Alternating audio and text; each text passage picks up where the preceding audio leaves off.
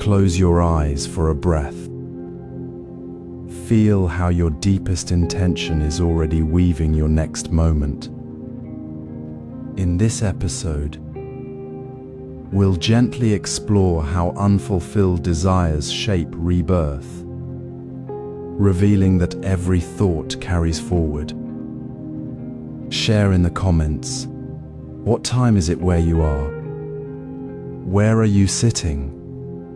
And what intention are you carrying into the next moment? Now, let's explore karma as unfulfilled intention. Imagine a single raindrop falling on dry earth. It leaves no mark, just a small dark spot that quickly vanishes.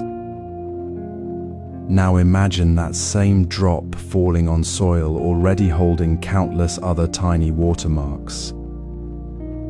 Each drop adds a little more to the ground, making it softer, more receptive. This is how unfulfilled intentions work.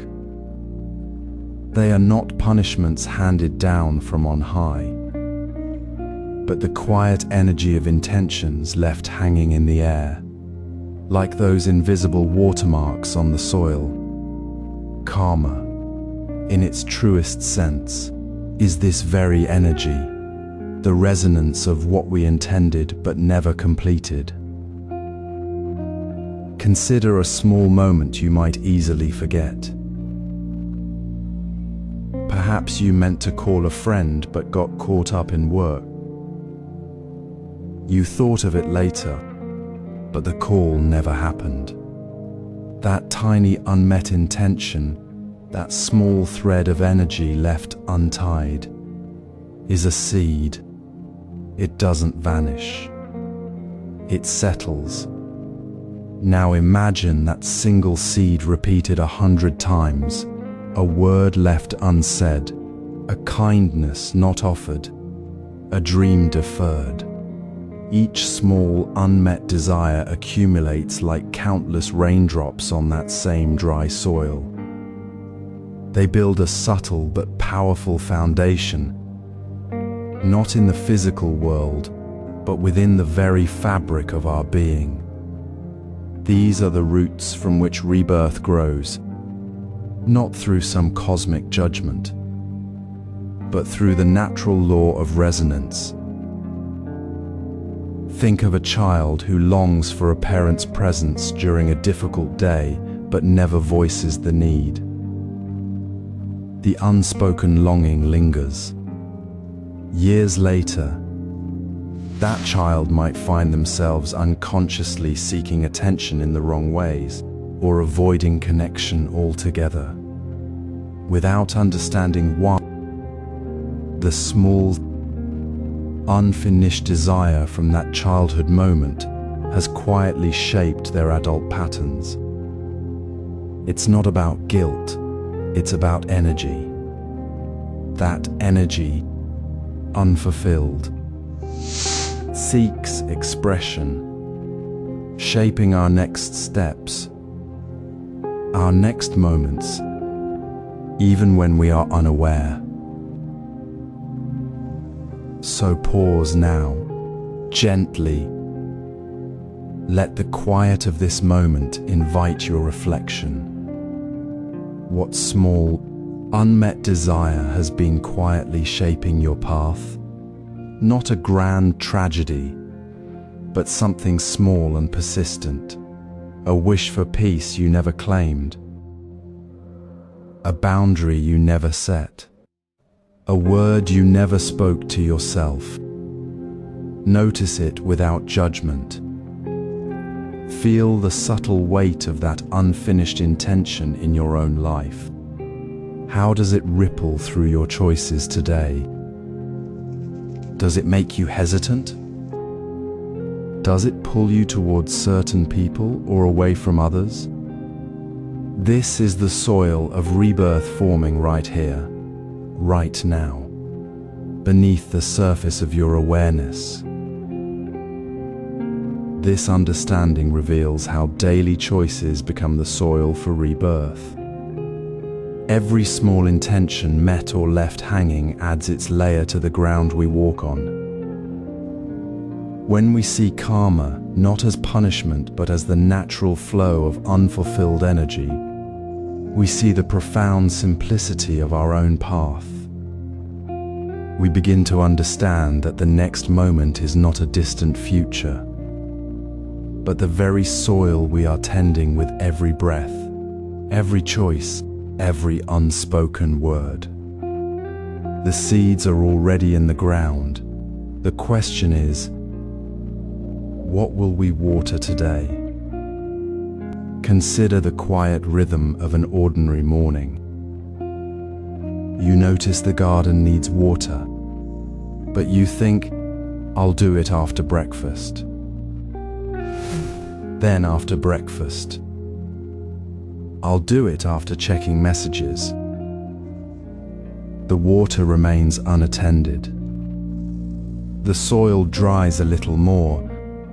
This small moment, repeated countless times, holds a gentle but persistent weight. Each unfulfilled wish, each whispered tomorrow, creates a subtle pull within the fabric of your being. It is not a force of punishment, but a natural resonance, a quiet echo that shapes your next step. The intention left unacted upon doesn't vanish. It settles like dust on a shelf, becoming a quiet current that draws you back toward the same unfulfilled space. This is the root of rebirth, not as a dramatic event, but as the gentle, persistent pull of the unresolved.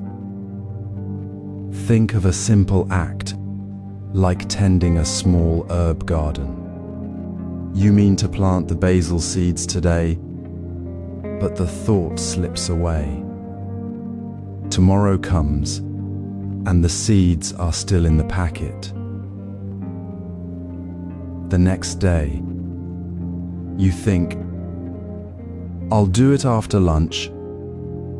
The unfulfilled intention of planting becomes a subtle thread woven into your day's fabric. It's not about failure, it's about the energy of the wish itself. The vibration of what was not done, resonating softly within. This subtle pull isn't a heavy burden, but a quiet current, a magnetic field created by the space where your intention met resistance or distraction. It is this resonance that subtly guides your attention back toward the same unmet need, the same unacted wish, setting the stage for the next moment where you might again think, I'll do it tomorrow. This pattern, this gentle looping, is the very soil from which rebirth cycles naturally grow. Observe this pattern without judgment. Notice how often you say tomorrow to something that matters, not out of malice, but out of the ease of the moment, the comfort of delay, the desire to call a loved one, to write that letter, to simply sit in stillness, becomes a thread left dangling. Each time you postpone it, you reinforce the subtle pull of that unfulfilled space. It doesn't vanish, it accumulates, a quiet energy building within your awareness, shaping the contours of your next choices. This is not about blaming yourself for postponing. It is about seeing the pattern clearly, like noticing the path worn by feet that walk the same way every day. Now, gently bring your attention inward. Take a moment to simply name one desire you have postponed for months. Not to judge it, not to fix it, but simply to acknowledge it.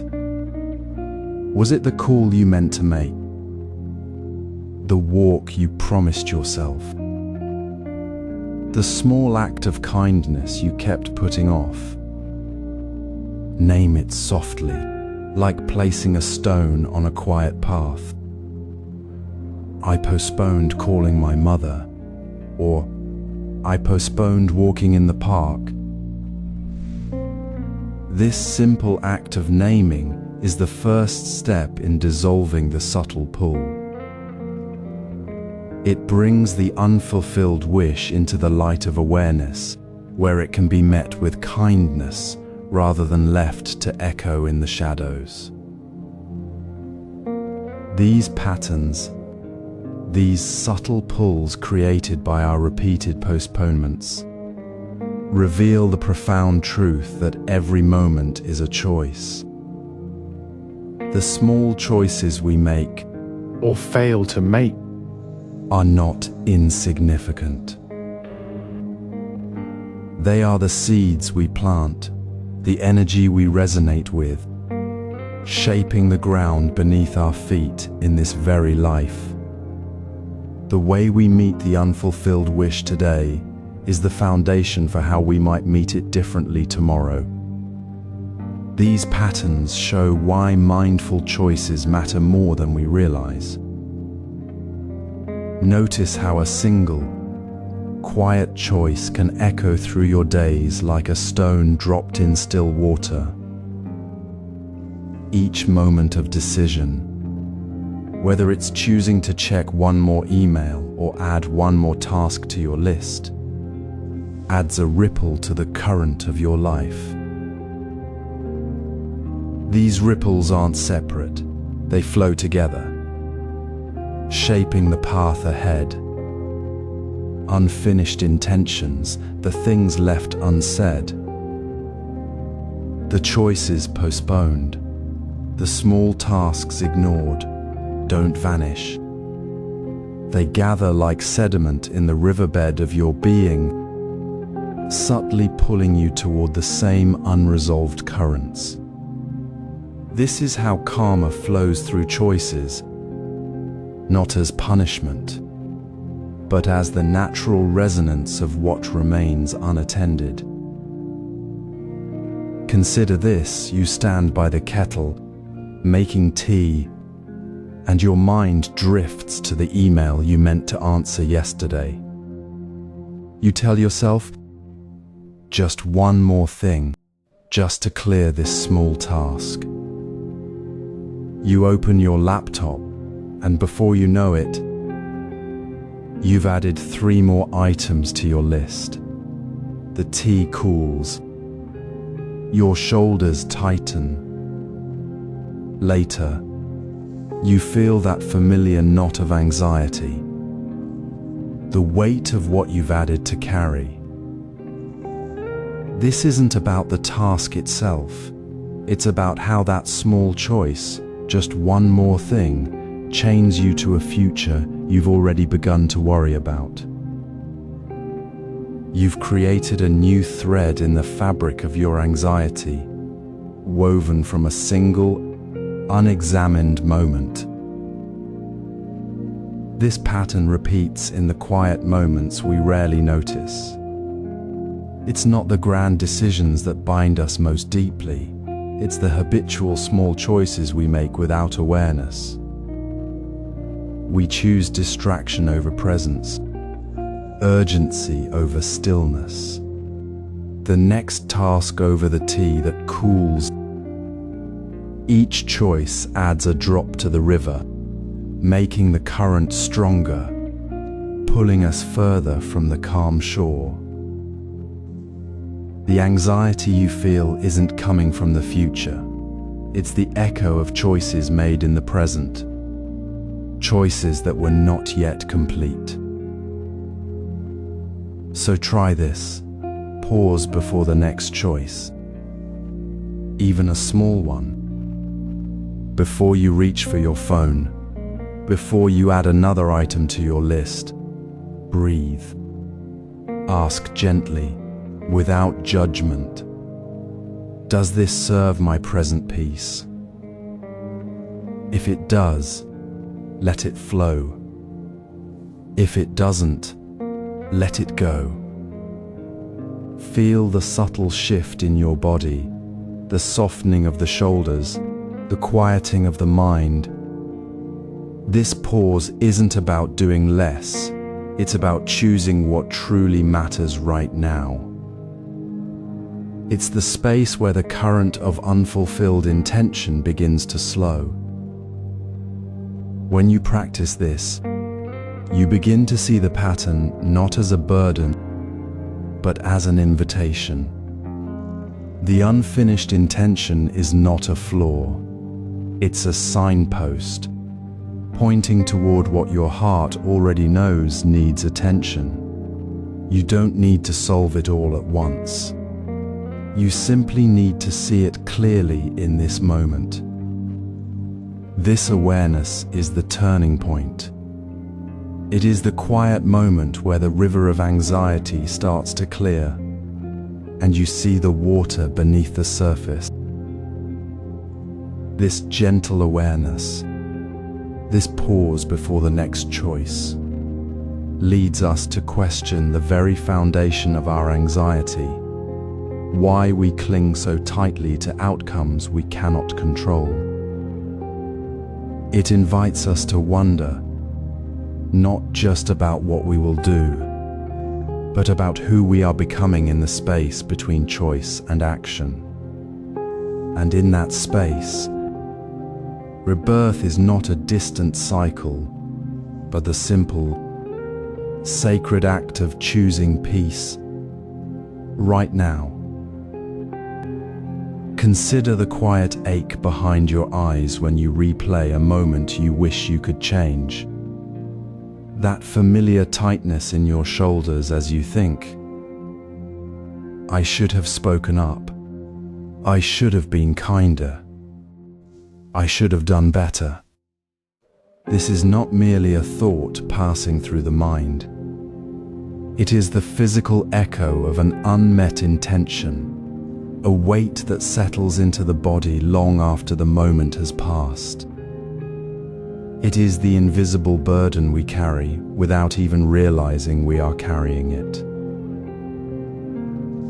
In our previous moments, we spoke of how unacted intentions create subtle resonances, gentle pulls shaping future choices. Now we see how these resonances crystallize into something tangible. Each time we leave a need unspoken, a kindness unoffered, a boundary unheld, we add a small stone to an unseen sack. We do not notice the stones at first. We simply feel the growing heaviness, the slight drag in our step, the way our posture subtly shifts to accommodate the weight. This is the weight of unmet expectation, not a burden we choose, but one we inherit from the past, carried forward unconsciously. Think of the Zen monk who, upon hearing news of a friend's illness, felt a deep pang of regret for not visiting sooner. The regret was not loud, but it settled in his chest as a dull, persistent pressure. He carried this pressure for days, unaware it was the weight of his own unmet intention to be present. One morning, while washing his bowl, he noticed the tension in his jaw as he replayed the missed visit. He stopped. He breathed deeply into that tightness, feeling the stone of regret in his body. And with that breath, he whispered softly to himself, "This is not my burden to carry." The pressure did not vanish instantly, but it began to soften, to lose its grip. He realized he was holding something that belonged to the past, not to his present moment. This is the practice. Notice the tension that arises when the thought, "I should have done better," surfaces. Feel where it lives in your body, perhaps in the base of your skull, the hollow of your chest, the tightness around your heart. Do not judge the tension. Do not argue with the thought. Simply acknowledge its presence with gentle curiosity.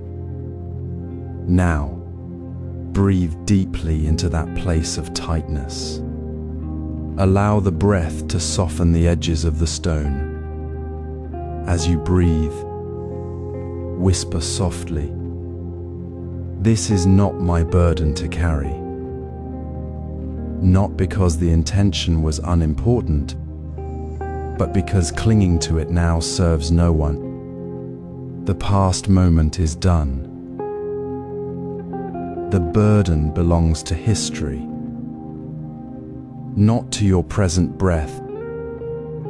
Release is not about forgetting. It is about recognizing that the weight you carry is not yours to bear in this moment. It is the weight of a past choice, not a present necessity. When we release it, we do not erase the past.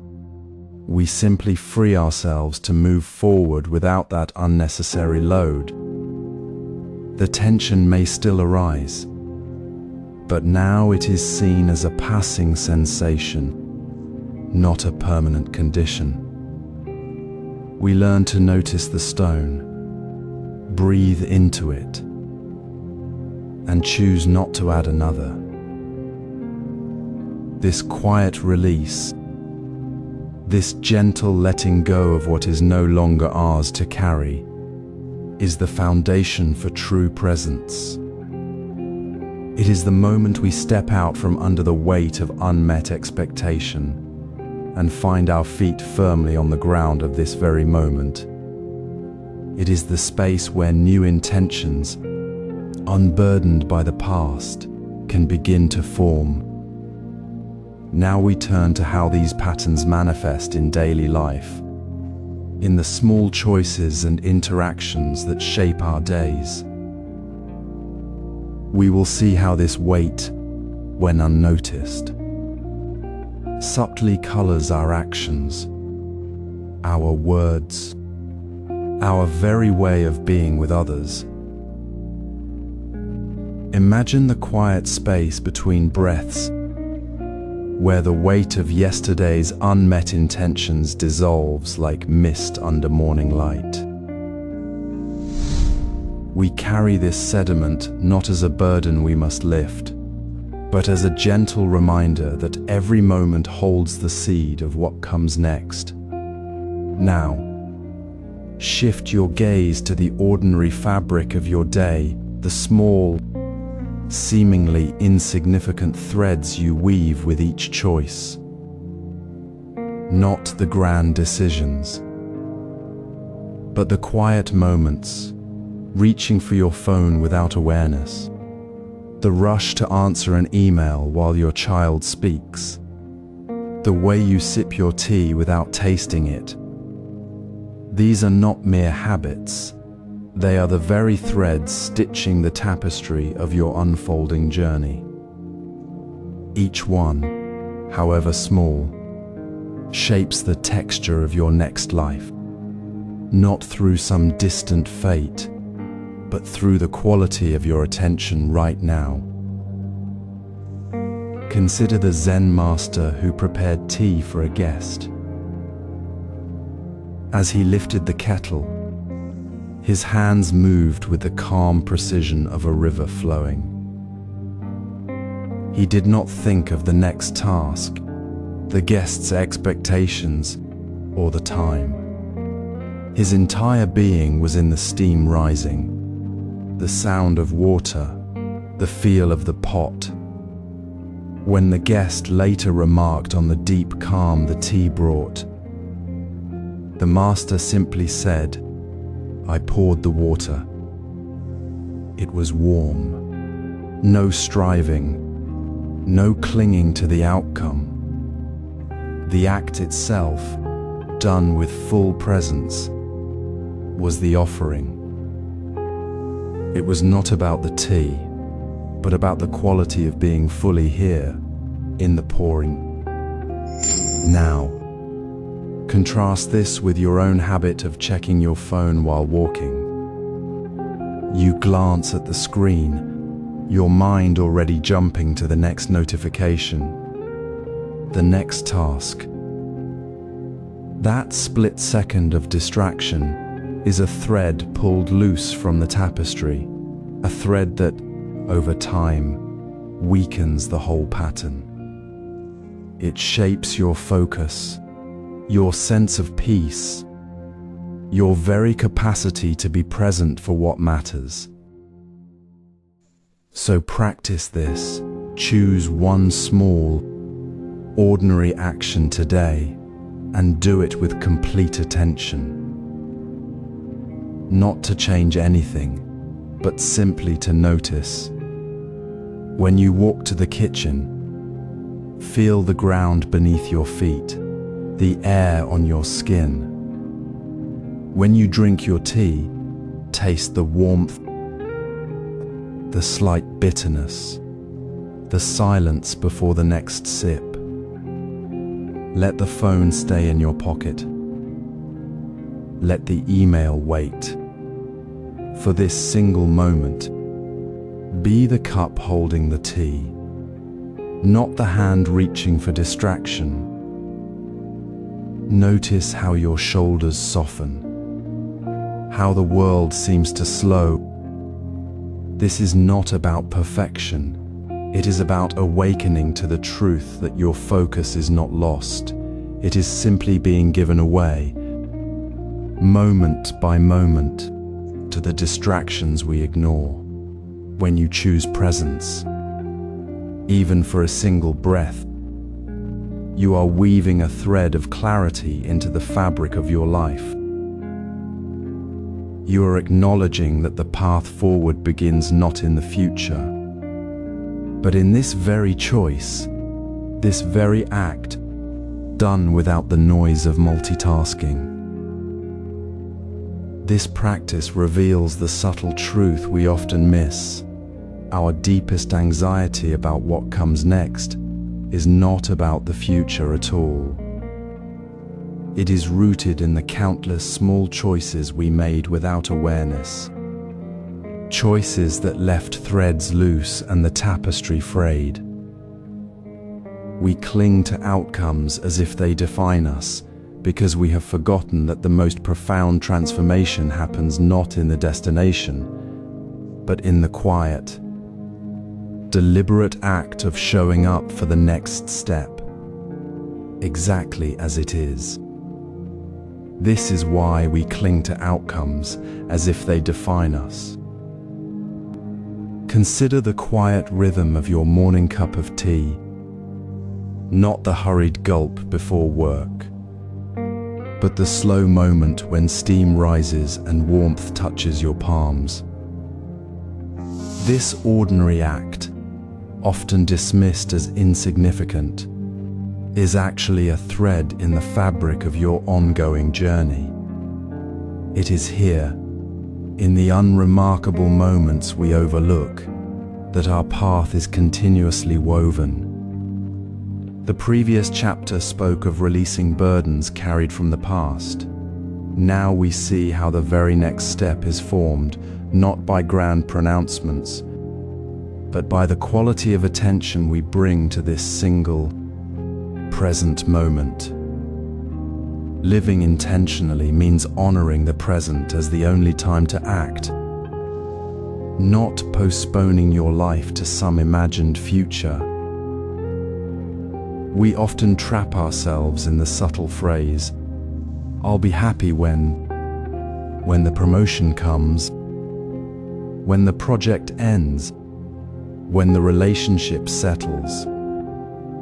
This mental habit keeps us perpetually reaching for a future that never arrives, leaving the true essence of life, the taste of the tea, the feel of the sun on your skin, the quiet space between breaths, unseen and unexperienced. We become so focused on the destination that we forget the journey is the only reality we ever truly inhabit. Imagine preparing tea mindfully. You notice the sound of water boiling, the scent of leaves unfurling. The precise moment the steam begins to rise, you feel the warmth of the cup in your hands, the gentle heat on your face. There is no need to think about the next cup, or the meeting later, or whether this moment is enough. You simply are present with the act itself. This is intentional living. It is not about achieving a future state. It is about being fully present within this very moment, right now. The intention isn't to become happy later, but to taste the tea, to feel the warmth, to be aware of the simple act of being here, now. Try this now. Pause for a moment. Look around you. What is one small, ordinary thing you can do today without attaching a future deadline to it? Not, I will be happy when I finish this report, but simply, I will notice the sound of the wind in the trees as I walk to my car. Or I will feel the coolness of the water on my hands while washing this one dish. Write it down. Keep it simple. Keep it immediate. Do not write, I will be calmer after this meeting, or I will find peace once I solve this problem. Write only the intention for this single, present action. I will feel the sun on my face during my walk. I will hear the laughter of my child without planning my next task. This is the practice. It is the gentle, persistent weaving of intention into the fabric of the now. It is the recognition that the quality of our attention in this ordinary moment is what truly shapes our ongoing journey, not the distant, imagined future we chase. When we write an intention with no future deadline, we release the invisible chains of when. We step out of the prison of not yet and step into the freedom of right here, right now. The burden of waiting lifts, not because the future changes, but because we finally inhabit the only time we ever have. This is the quiet power of intentional living. It is not about adding more to your to-do list. It is about releasing the mental clutter that prevents you from fully experiencing the one thing you already possess, the present moment. It is the soft release of the past and the gentle, deliberate choice to be present for what is already here. This understanding of the profound significance of the now, of how even the smallest choice made with awareness shapes our path, leads us naturally to question the deep-seated need to control every thread of our journey. Why do we feel compelled to dictate the future, to grasp for certainty, when the only thread we truly hold is this very moment? Consider this. Your next life is not spun from distant horizons, but from the quiet threads of now. It's woven in the space between waking and rising, in the way you hold your morning tea.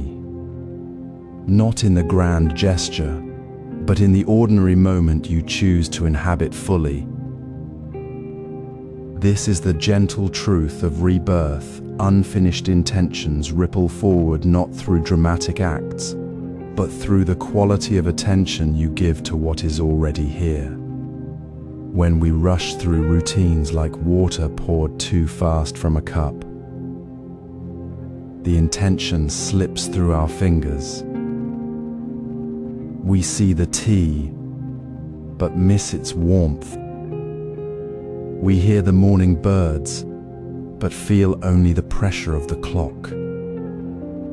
The disconnection is subtle, yet it severs the thread that binds our present to our path. In Zen practice, a simple ritual becomes a bridge. Imagine a monk preparing tea each dawn. He does not rush to drink it. Instead, he lifts the cup with both hands, feeling the ceramic's weight, smelling the leaves steeping, noticing the steam rising in the cool air. He takes 2 minutes, just 2 minutes, to be fully present with the act of making tea. In that small space, he anchors his intention to meet the day with calm clarity. The ritual itself is not the point, it is the doorway. When he drinks, he is not merely consuming liquid, he is remembering his purpose. The steam rises, the cup warms, and for 2 minutes, the world holds its breath with him. This is how ordinary moments become sacred anchors. They pull us back from the rushing tide of must-do into the deep current of what matters now. Now, pause with me, right here, right now. Stand at your sink or by your window. Feel the water on your hands as you wash your face. Notice the temperature, the sound, the rhythm. Breathe in once, deeply. Then, simply name one intention for your day. Not a list, not a goal, but one word or phrase that holds your heart, perhaps gentleness, curiosity, or presence. Hold it gently in your mind for 2 minutes. Let the waters flow, the quiet of the morning. Be your reminder. This is not about adding to your day. It is about removing the veil of distraction. It is the quiet act of saying, I'm here, and this moment is where my journey continues. The ritual is the thread, and you are weaving it with your attention. Notice how this small anchor shifts your entire day. When the phone rings with a demand, you remember your intention. When frustration arises, you feel the calm of the tea ritual beneath it. The disconnection fades, replaced by a steady thread of awareness. This is the fabric of rebirth, stitched not in future promises, but in the present moment's willingness to be fully alive. It is not about doing more, it is about being more deeply present within what you already do. Now consider how we often trap ourselves. We pile tasks like stones, each one demanding our attention, each one promising relief once completed.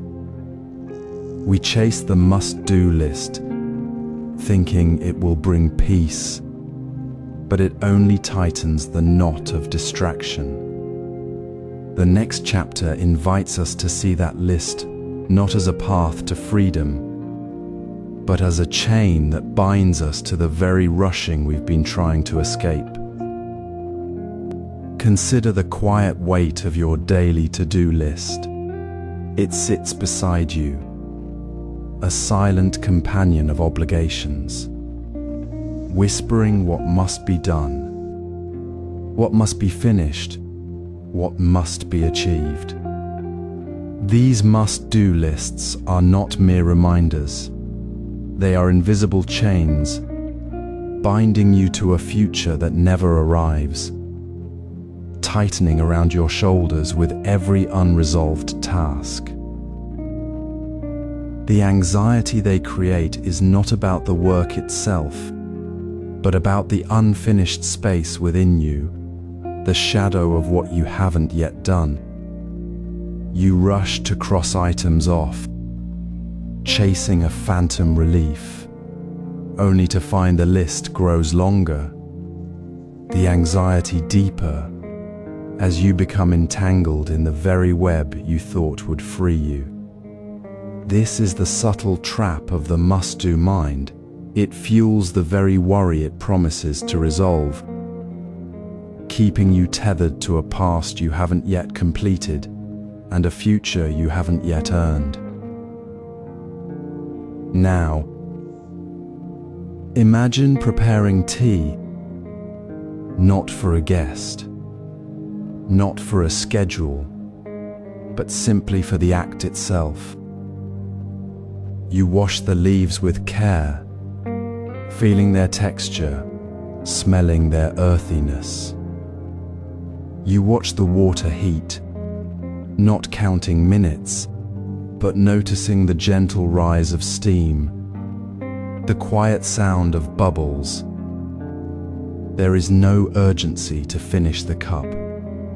The focus is entirely in the unfolding moment, the water's heat, the leaves unfurling, the warmth in your hands. You do not prepare tea to prove you are productive or to have the perfect cup for someone else. You prepare it because it is here, now, and the act itself is the offering. This is the simplicity of presence, unburdened by the need to mark it done, to have it perfect, to prove its worth.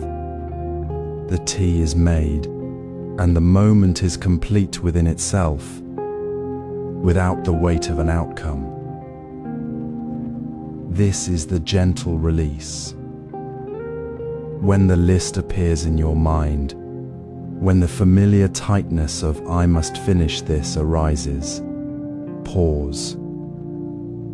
Feel the tension in your shoulders, the slight flutter in your chest. Breathe.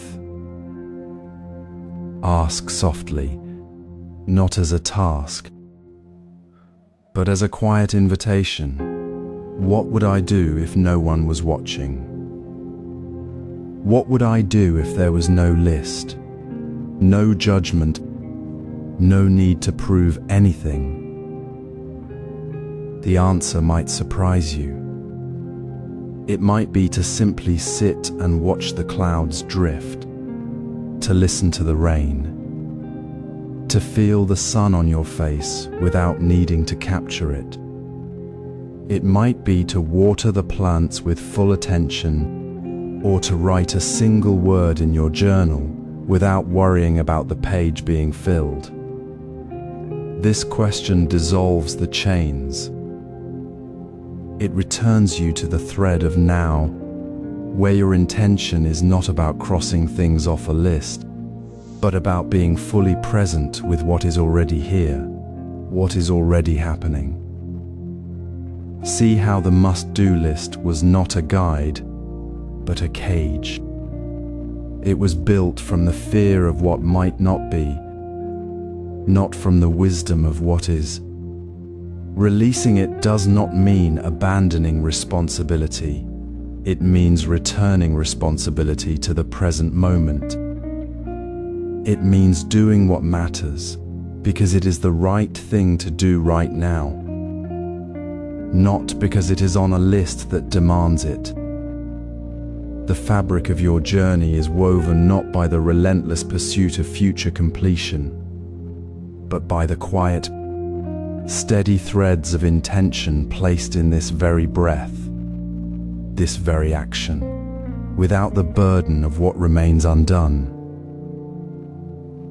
This brings us to why we cling so tightly to outcomes.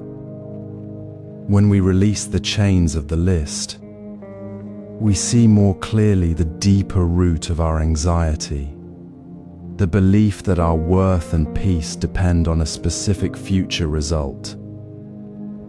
This gentle release of the must-do mind is the first step toward understanding that true peace is found not in finishing, but in being here, now, fully alive in the unfolding. Imagine the weight of a small stone held tightly in your pocket. You carry it without thinking, yet it subtly shifts with every step.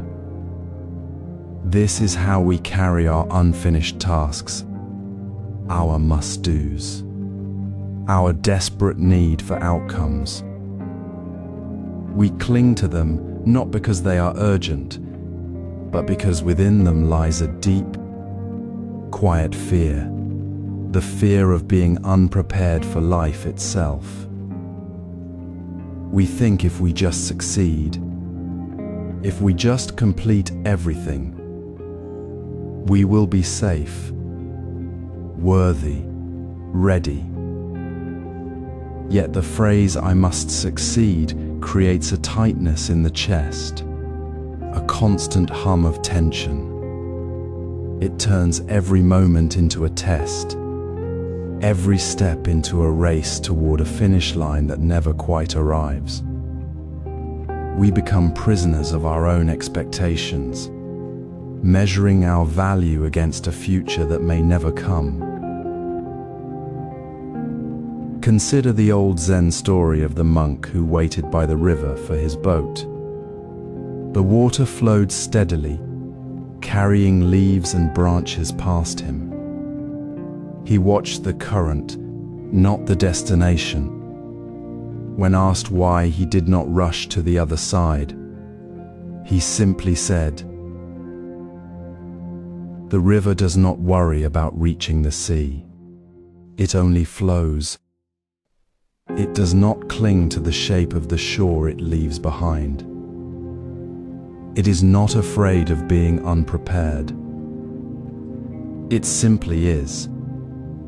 This is the natural state we forget. We do not need to force the river to move. We do not need to hold the current still. The peace is already in the flowing, not in the imagined shore. So pause now. Feel the weight of your own must-do list. Notice where the tension lives in your body. Then ask gently, not with judgment, but with kindness. What single outcome would you release if it did not define your worth? Is it the perfect presentation, the unspoken approval, the flawless completion that you believe makes you whole? What would you let go of? Simply to breathe, not because it is unimportant, but because its hold on you has become a cage. Let that question settle like a smooth stone in the water, not as a demand, but as an invitation to soften. When we release the need to control every outcome, we discover something astonishing. The fear of being unprepared dissolves. We realize we are already prepared, not by what we have achieved, but by simply being here, present, breathing. The unfinished task is not a burden. It is a reminder that life is a continuous flow, not a series of checkpoints. The river does not need to be perfect to flow. Neither do we. The burden lifts, not because we have done enough, but because we stop trying to be enough. This reveals how attachment to results keeps us stuck. It keeps us trapped in the stone in our pocket, while the river flows freely around us, carrying us gently toward the sea we never needed to reach. Imagine you're holding a rope while drowning. The rope seems like your only lifeline, yet it only tightens around your neck as you struggle. This is the feeling of attachment to results, the desperate grip on how things must turn out, how perfect they must be, how they must prove your worth. You hold the rope, believing it will save you, while the water of the present moment rises higher and higher. You cannot breathe, cannot see, cannot simply be. The need for this task to be perfect, this outcome to be exactly right, becomes a cage built of your own anxiety. It blocks your presence, turning every moment into a desperate race toward a finish line that never truly arrives. You are not living the task. You are waiting for it to be over, to be perfect, to be finished.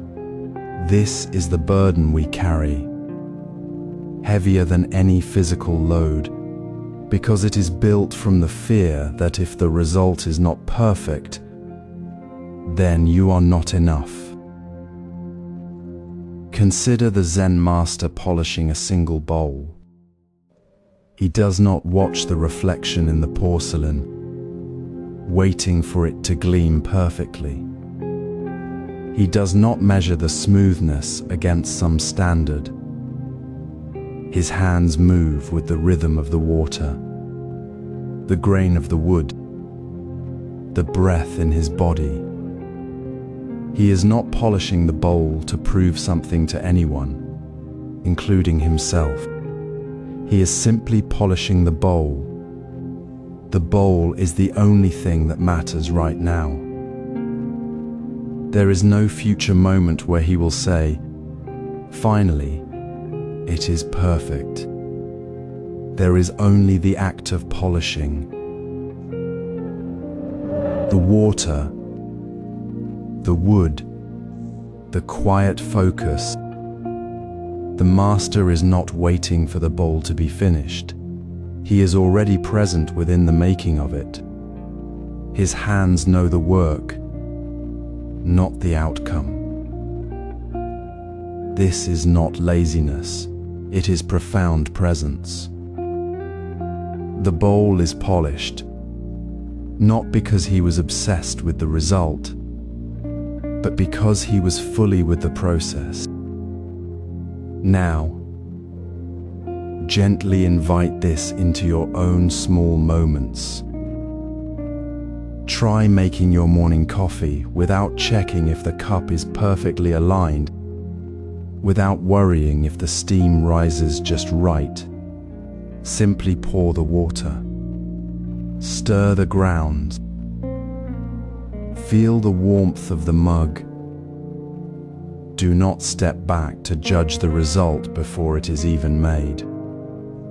Let the task unfold in your hands without the inner critic whispering, "Is this good enough?" Notice how the tightness in your shoulders softens as you stop waiting for the task to be complete. Notice how your attention returns to the steam rising, the scent of the beans, the sound of the water. The need to control the outcome dissolves like mist in the sun. You're not waiting for the coffee to be perfect. You're already drinking the moment of making it. This is not about doing less. It is about being more fully here, without the weight of the future. This simple shift, completing a task without the need to check for perfection first, begins to loosen the grip of the rope. It shows you that the task itself holds its own meaning, its own completion. Right now, you do not need to finish everything to be whole. You are already whole in the doing. This practice dissolves the need for closure we have carried for so long. The quiet belief that peace only comes after everything is finally done. The next step is to rest in this knowing, without needing the shore. Imagine sitting quietly, the weight of a single unresolved task pressing softly against your chest. You keep returning to it, hoping that final action, that perfect word, will finally bring peace. You chase closure like a bird chasing its own shadow, never realizing the shadow only deepens as you run. This seeking, this desperate need to tie a bow on every moment, is the very thing that keeps the knot tight. Closure is not a destination you reach. It is an illusion that life itself does not offer. Life unfolds like a river, never stopping to say, "This is the end."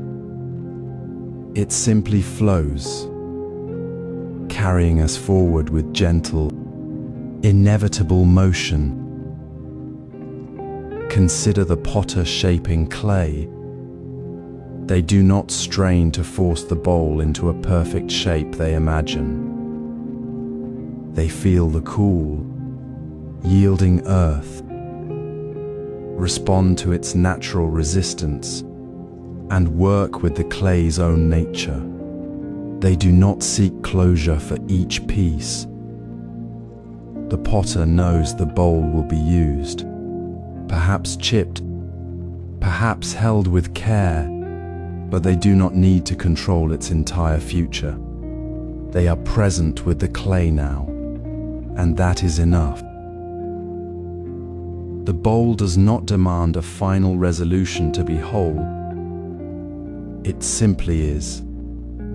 When we seek closure for every thought, every conversation, every task left undone, we create a new layer of unfinished business. Each not yet becomes a seed for the next must do, and the burden grows heavier, not lighter. Notice the subtle tension in your shoulders when you find yourself ruminating over something unresolved. Feel the subtle pull to check an email one more time, to text a word you left unsaid. This is the energy of seeking closure. It is not about the task itself, but the story we tell ourselves. This is unfinished. Therefore, I am incomplete. Now, gently, without judgment, bring your awareness to this feeling. Place a hand softly on your heart. Say the words that release the burden. I am enough without this resolution. Not as a demand, but as a quiet truth whispered to your own soul. This is not about abandoning responsibility. It is about releasing the tight grip of must that has been holding you back from the present moment. It is the soft release of a held breath. When you truly feel I am enough, the need for that final, perfect closure dissolves like mist in the morning sun. The unfinished business is no longer a weight. It simply becomes part of the ongoing, unfolding flow. This gentle release is not about forgetting or ignoring. It is about shifting your relationship with the uncertainty of life. You are not waiting for the last piece to fall into place to be whole. You are already whole in this very moment of being. The river flows, and you are part of its current. There is no need to force the water to stop flowing. Now we explore how to release past regrets gently, without adding new layers of musts to the old ones. Let us carry this softness forward, into the quiet space where even yesterday's unfinished business can be met with the same gentle ease. The weight of must-do settles like a stone in the chest, doesn't it? That persistent whisper that everything must be perfect, finished, resolved before peace can be found. We carry this burden believing completion is the only path to rebirth. Yet it is precisely this demand for perfection that severs us from the present moment where true continuity begins. Rebirth isn't waiting for the final, flawless act. It is the gentle unfolding of intention right here, right now, imperfect and complete as it is. Perfectionism is the enemy of presence, the very thing that prevents the natural flow of rebirth from happening in the ordinary now. It creates a phantom future where we believe we must fix the present later, a habit that only deepens the sense of unfinished business. Consider the simple act of making tea. A monk might carefully place the leaves in the pot, but his mind is not straining for the perfect leaf arrangement or the exact temperature. He is fully present with the water's warmth, the scent rising, the quiet sound of the kettle. He doesn't think, "This is not quite right. I must adjust it later." He simply pours the water, watches the leaves unfurl, and drinks. There is no fixing needed because he meets the moment as it is. The tea is good enough, perfectly suited to the present need. This is not sloppiness, it is profound acceptance. The monk isn't avoiding care, he is releasing the need to control the outcome. The tea is complete in its being, not in some imagined ideal. This is the practice we invite you to try now, with one small task. Choose something simple, like washing a single dish. Feel the water, the texture of the soap, the sound of the sponge on the ceramic. Do not strive for a spotless, gleaming surface. Instead, set the standard of good enough. The dish is clean, safe, ready for use. When your mind whispers, "It's not perfect. I should do it again," gently acknowledge the thought and return to the water, the soap, the sound. Notice how the tension in your shoulders eases when you stop fighting the reality of the task as it is happening. The "I'll fix it later" habit is what traps us. We postpone true completion, believing the perfect moment is always just ahead, while the present moment slips away, leaving only the echo of what was not done. When we do the task with good enough as our standard, we complete it now. We release the burden of future correction and find wholeness in the act itself. This gentle practice dissolves the weight of shoulds and musts that have held us captive. It shows us that true completion isn't found in the flawless finish line, but in the quiet, unforced presence within the doing. The unfinished business we carry isn't a lack of effort. It's the resistance to the imperfect reality of this very moment. By meeting the dish, the breath, the task as it is, with good enough as our guide, we release the need to control the outcome. We let go of the past regret that says, I should have done it better, and the future worry that says, I'll fix it later.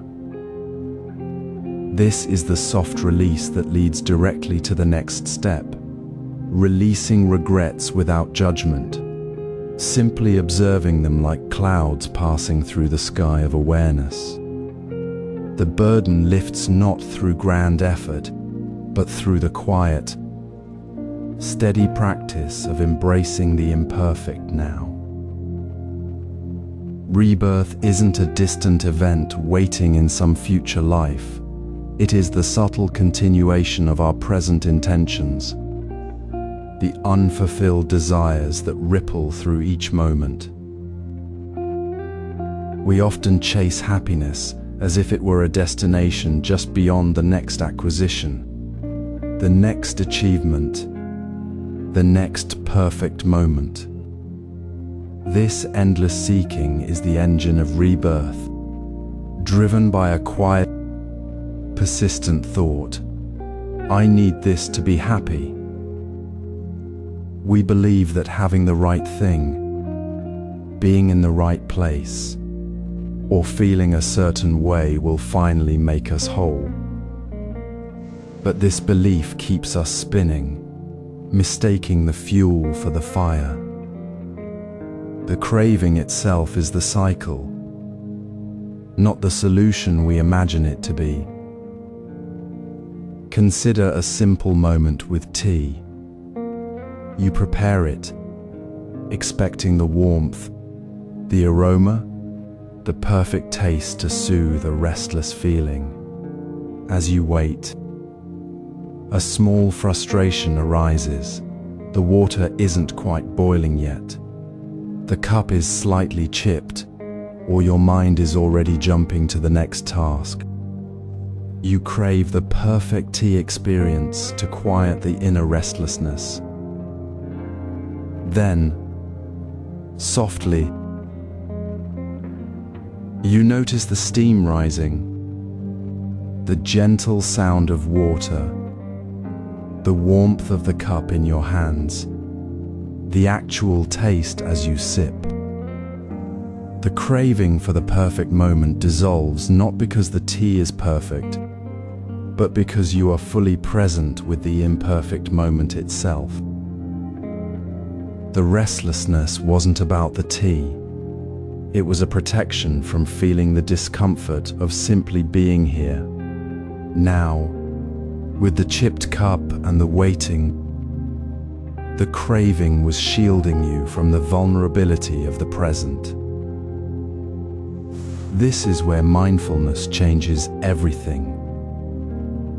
When craving arises, whether for a thing, a feeling, or a different state of being, don't chase the craving or judge yourself for having it. Gently pause. Ask softly, what is this craving protecting me from? Is it the discomfort of loneliness? The fear of being ordinary? The anxiety of not measuring up?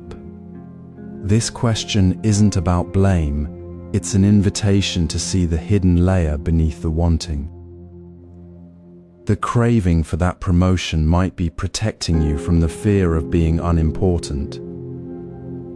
The need for a certain relationship might be shielding you from the sadness of being alone. You don't need to fix the protection, simply notice it. Feel the edge of the fear or the ache of the longing. Hold it softly, like holding a fragile leaf in your palm. This isn't about stopping the craving, but seeing it clearly for what it is. A signal pointing to an unmet need within, not a problem to be solved by the outside world. Let this be your practice. The next time you feel that familiar pull, that urgent "I need this," pause, breathe, ask the question without rushing to an answer. Notice the physical sensation of the craving in your body, the tightness, the heat, the pull. Feel what it's trying to protect you from. You might find it's the fear of being enough as you are, right now. With all your ordinary, imperfect parts, this gentle inquiry dissolves the power of the craving. It doesn't vanish, but it transforms. The endless seeking softens because you see it for what it is.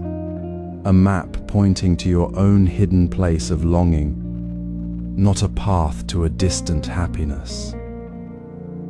This awareness isn't about becoming free from desire. It's about seeing desire clearly, without being carried away by its illusion. You begin to understand that the very seeking you thought would bring peace is the root of the restlessness. You realize you are already whole, not needing anything to be different to be complete. The craving cycle breaks not by finding the next thing, but by meeting the present moment exactly as it is, with the warmth of the cup in your hands and the quiet truth that you are enough, right here, right now. This is the shift that opens the space for true peace to arise. We often believe true connection happens only when we speak, when we offer our thoughts or solutions. But what if the deepest listening occurs when we simply hold space without the need to respond? This is the heart of mindful listening. It begins with noticing how frequently we listen not to understand, but to prepare our reply. Our mind races ahead, forming arguments, offering advice, or simply waiting for our turn to speak. In that moment, we are not truly present with the other person. We are caught in the loop of craving a future moment where we are heard, where we have the perfect answer. This craving loop keeps us stuck, constantly seeking the next thing to say rather than meeting the present moment with openness. Consider the story of Master Kosho. One afternoon, a young monk came to him deeply troubled, speaking of his difficulties with another student. Kosho sat quietly, his eyes soft, his posture relaxed. The young monk spoke for a long time, sharing his worries, his frustration, his fear. Kosho did not interrupt. He did not offer advice or ask questions. He simply listened, fully present with the young monk's words and the quiet space between them. When the young monk finally finished, feeling unexpectedly lighter, he looked up at Kosho and asked, "Master, what should I do?" Kosho smiled gently and said, "You spoke for a long time. Now, what do you feel?" The young monk paused, truly listening to himself for the first time in the conversation. The solution, he realized, was not in Kosho's words, but in the space created by his listening. This is the practice we explore now. It is not about becoming silent, but about shifting our intention. Instead of listening to craft a response, listen to understand. Listen to the tone, the hesitation, the unspoken fear or hope. Listen to the person, not just to the words. To begin, choose someone you know well, someone with whom you share a simple conversation. Set a gentle intention. For the next 3 minutes, I will listen only. I will not think about what I will say next. I will not judge or plan my reply. I will simply hold the space for their words to be heard as they are. Notice the subtle shift within yourself. Feel the subtle tension of wanting to speak ease. Feel the space open up between you and the speaker. You may find yourself surprised by what you hear. Not just the words, but the feeling beneath them. The quiet space where true connection can happen. This simple practice dissolves the craving cycle. When we stop listening to reply, we stop craving the future moment of speaking. We break the loop of seeking validation or control through our words. We meet the other person and ourselves exactly as we are in this moment. The unfinished intention of needing to be heard, to fix things, begins to soften. There is no need to correct the present moment because we are fully present within it. This is how we move beyond the restless seeking of the future, beyond the craving for a perfect response. We simply are here, listening, being present with what is. This is how mindful listening changes perspective. It shifts us from seeking to being present. It dissolves the patterns of desire that bind us to the future, allowing the present moment to be the fullness it already is. The space for rebirth, the continuation of intention without craving, is found not in the next word, but in the quiet space between words, right here, right now. Consider the quiet space between breaths where craving often takes root. We imagine we must fix everything at once, to grasp completion, to finally be whole. This demand, this relentless push toward a future state, only tightens the knot of desire. What if the path out isn't a grand leap, but a single, gentle step taken right here, right now? Small steps dissolve the weight of the impossible. When we see the whole path, it feels vast, overwhelming, a mountain to climb. But when we focus only on the next single step, the mountain becomes a single, manageable stone underfoot. It requires no grand promise of arrival, only the quiet attention to the step itself. This is the heart of breaking the craving cycle, not striving for a distant finish line, but finding peace in the simple act of moving forward, one small intention at a time.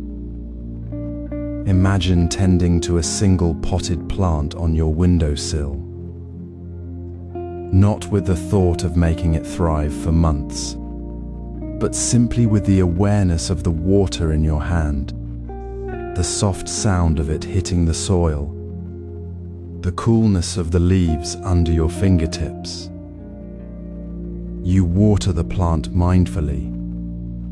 That is the entire practice. No need to worry about whether it will grow or if you did it perfectly. Just the simple, intentional act of pouring water, feeling the connection in that moment. This tiny action, done with full presence, creates a ripple of calm. It is not about the plant, it is about the space it opens within you.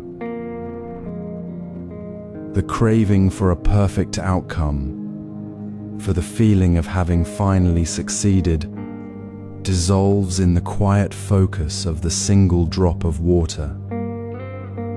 You feel the lightness of not needing to be perfect, not needing to finish, simply being present with what is. Notice how this feels. Does the thought of watering the plant mindfully seem far less daunting than fixing my life or becoming enlightened? It is the difference between being paralyzed by the whole and being gently guided by the next small action. This is the power of small, intentional steps. They build momentum without demanding completion. They meet us exactly where we are, not where we imagine we should be. They whisper, "You don't need to be more or do more. Just this one thing now." Try it today. Not a big gesture, but a tiny, intentional act. Choose one simple thing, the way you pour your morning tea, the sound of your breath as you sit for a minute, the gentle touch as you place a book back on a shelf. Do it fully, without the inner commentary of needing it to be perfect or lead to something bigger. Feel the softness that comes when you stop chasing the finish line and simply take the next small step. In that softness, the craving cycle begins to loosen its grip. The unfinished intention, the restless pull towards something else, finds rest in the simplicity of the now. This is how intention reveals itself, not in grand gestures, but in the quiet awareness of the smallest moments. It is the gentle unfolding of the path, step by small step, right here, right now. Rebirth isn't a future event, but the quiet echo of intentions left unfulfilled in this very moment. It unfolds not across lifetimes, but within the space between thoughts, where we keep reaching for what we believe will complete us. We find ourselves trapped in a cycle, a longing for peace that feels distant, a need for connection that seems just out of reach, a happiness we imagine will arrive only after some future condition is met. This is the core of craving. We wait for tomorrow's completion, the next achievement, the next moment when we will finally be enough. Yet the present moment, with all its simple fullness, remains untouched. We miss it because we are already dwelling in the imagined future, rehearsing the relief we think we will feel.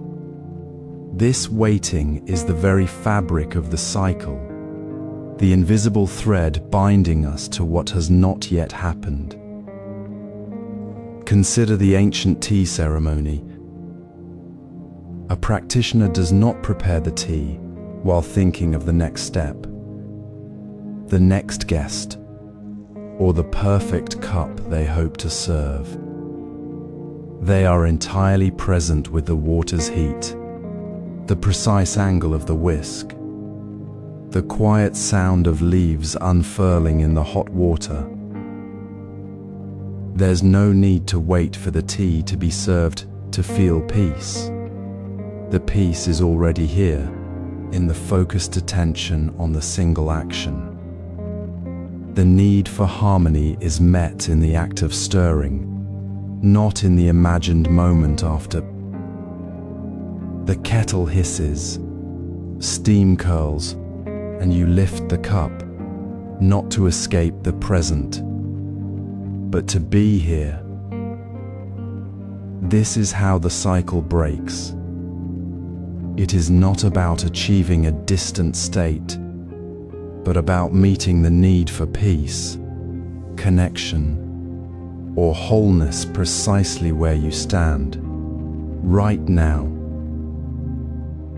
This is the gentle release the teaching invites. Notice the subtle tension in your shoulders as you wait for the email to arrive, for the call to come, for the problem to solve itself. Feel the small, persistent pull of "I'll be happy when." Now, without judgment, simply say to yourself, "I am whole right now, even without this." Not as a forced affirmation, but as a quiet observation. The cup of tea is warm in your hands. The air moves gently through the room. Your breath is steady. You are not incomplete. You are already complete, exactly as you are, in this moment of waiting. This simple shift dissolves the craving's grip.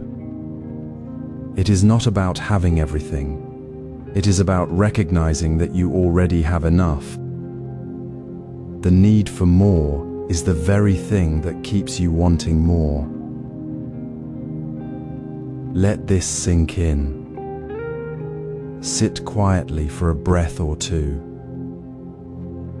Notice the space between your thoughts. Where in your life do you find yourself waiting for a future moment to feel whole? What small need could you meet right here, right now, without the future? The answer is not in the next thing, but in the present action. The next small, intentional step you take. The next moment of quiet presence you choose is where the cycle releases. You are not waiting for something to happen to you. You are already living the peace you seek. Now we turn to how breath releases tension. Your breath is always here, a quiet anchor in the storm of what has been and what might be. You may have noticed how the past lingers in your shoulders, how future worries tighten your chest. This is the space where unfulfilled intentions rest, held tightly within the shallow, hurried rhythm of your breathing. When we are caught in the grip of regret or anxiety, our breath becomes a shallow echo of that tension, a physical reminder of what remains undone. It is not merely a physical pattern, it is the body holding the weight of unfinished stories. Rebirth, as the teaching reminds us, is the continuation of these very intentions, not as a burden to carry, but as a current we can finally release. Imagine a gardener tending to a single seedling. The gardener does not worry about the forest that might one day grow, nor dwell on the weeds pulled yesterday. The gardener simply tends to the seedling now, with gentle attention. The breath is that moment of tending. It is the only place where past and future truly meet and dissolve.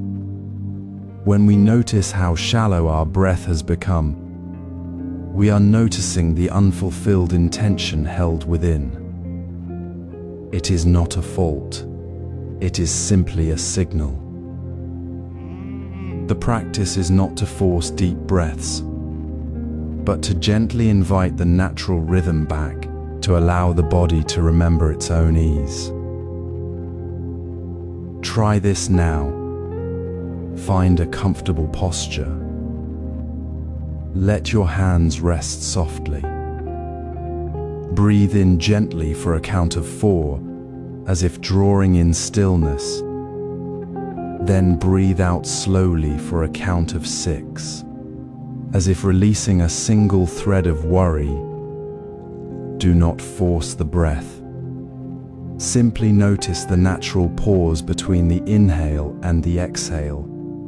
With each slow exhale, imagine releasing one small, persistent worry.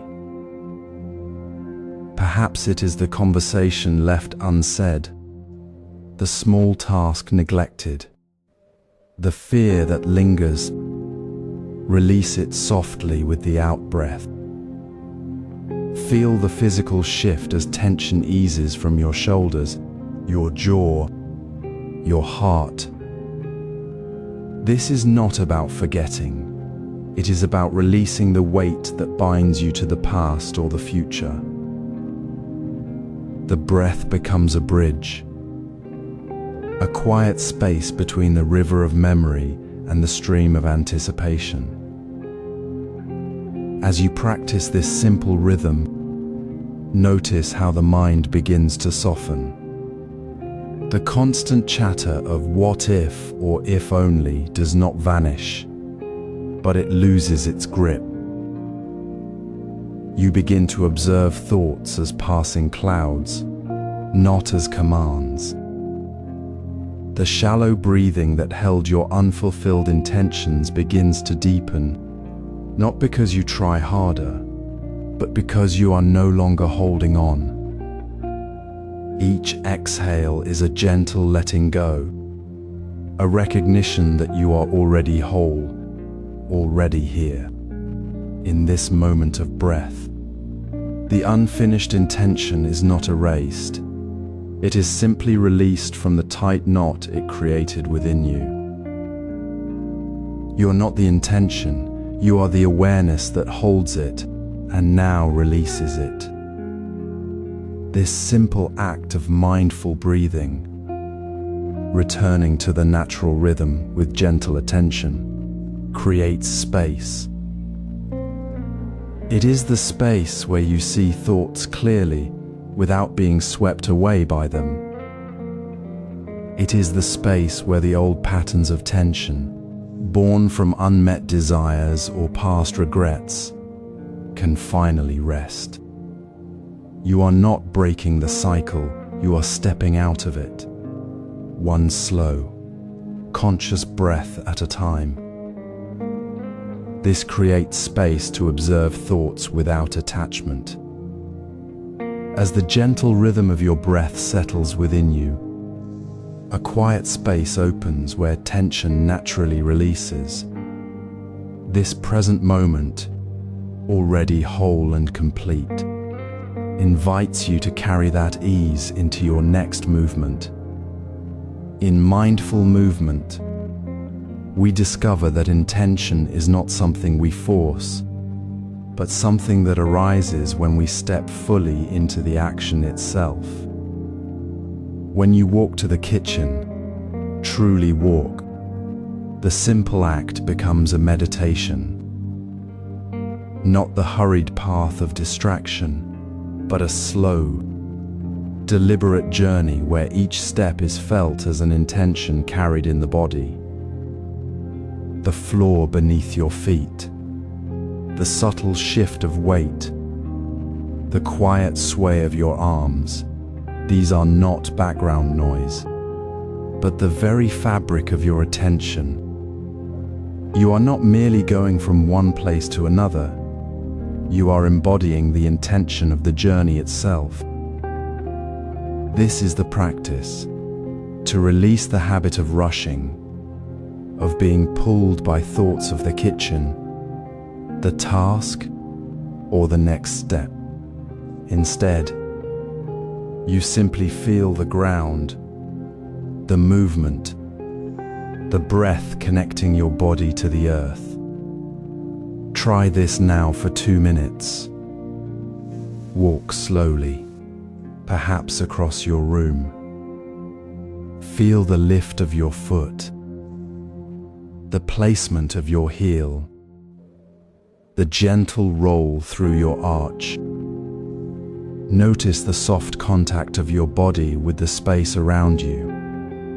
There is no destination to reach, only the unfolding of this single step. In this slow pace, the old patterns of distraction dissolve. The mind no longer chases the future or replays the past. It rests entirely in the sensation of moving. The intention to walk is not separate from the walking.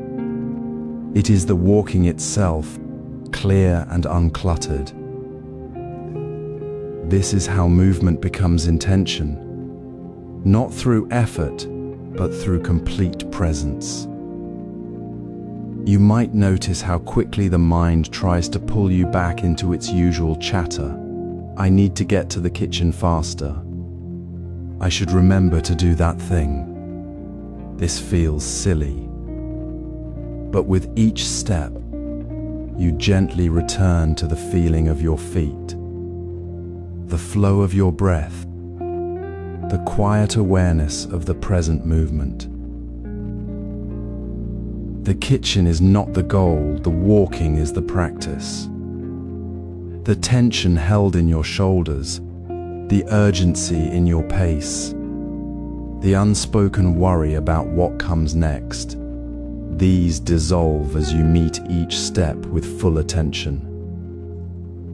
You're not trying to become someone else. You are simply being where you are, step by step. This mindful movement is not about doing more, it is about being fully here, right now, with what is. It is the natural continuation of the breath-centered release you practiced before, now carried into the gentle motion of your body. As you walk slowly, the space between thoughts widens. You begin to see that thoughts arise, but they do not need to be followed or resisted. They simply come and go, like clouds passing through the sky of your awareness. This deepens into observing thoughts without resistance, where the quiet awareness of your steps becomes the anchor for the mind to rest, free from the need to chase or cling. The intention carried in your walk is not a fixed idea. It is the open, flowing presence that allows you to meet whatever comes next with clarity and ease. Notice how patterns repeat only when you're not present to see them. That familiar rush to finish, the quick judgment, the habitual reaction, these surface when distraction takes hold. They arise like shadows cast by a wandering mind, pulling you back into old grooves without your awareness. You might find yourself snapping at a loved one, scrolling endlessly, or feeling anxious before you've even noticed the shift inside. These are not your only choices. They are simply echoes of intention left unattended, repeating because the present moment was missed. The key lies in the pause, the gentle turning toward what is happening now. Imagine standing at your kitchen counter, chopping vegetables for dinner. Your mind is elsewhere, on a meeting, a worry, a past mistake. The knife moves too fast. Your shoulder tightens, and suddenly you've cut your finger. The pain is sharp, but the deeper sting is the distraction that caused it. You were not here. Now, In this moment of awareness, you pause. You feel the cool water on your skin, the quiet hum of the refrigerator, the weight of the knife in your hand. You notice the old habit, the rushing, the tension rising again. And you say softly to yourself, "This is not my only choice." That simple pause is a break. It is the moment the pattern dissolves, not through force, but through the quiet strength of presence. You choose to slow down, to feel the blade's edge, to place your attention fully on the task, on the breath, on the simple act of being here. The kitchen becomes a sanctuary, not a battlefield of distraction. This is how mindfulness liberates. It does not demand you stop the pattern. It simply invites you to see it clearly as it arises. When the old habit surfaces, the urge to check your phone, to criticize, to withdraw, you are no longer swept away. You see the pattern for what it is, a reaction, not a rule. You feel the tension in your chest, the tightness in your jaw, and you choose to soften. You breathe. You pause. You remember, this is not my only choice. The pattern loses its power because you are no longer feeding it with your absence. You are the witness, not the victim.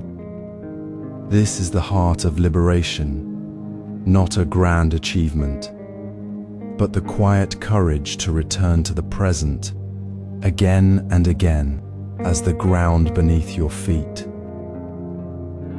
So when you feel that familiar pull of the past, the anxiety, the habit, the unmet need, pause. Feel the weight of your feet on the floor. Notice the air moving through your nose. Let the tension soften, not by pushing it away, but by simply resting in what is. You are not defined by the pattern. You are the space where it can dissolve. This gentle release of the present moment is not about fixing anything. It is about remembering who you are when distraction falls away. And in that remembering, you step beyond the cycle, carrying only the lightness of now. This gentle release of the present moment is the path to releasing past regrets gently. It is the quiet understanding that every breath, every step, every pause holds the seed of freedom.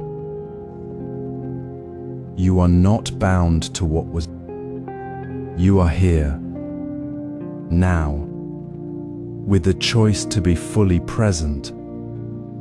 And in that choice, the unfinished intentions of the past find their natural resolution.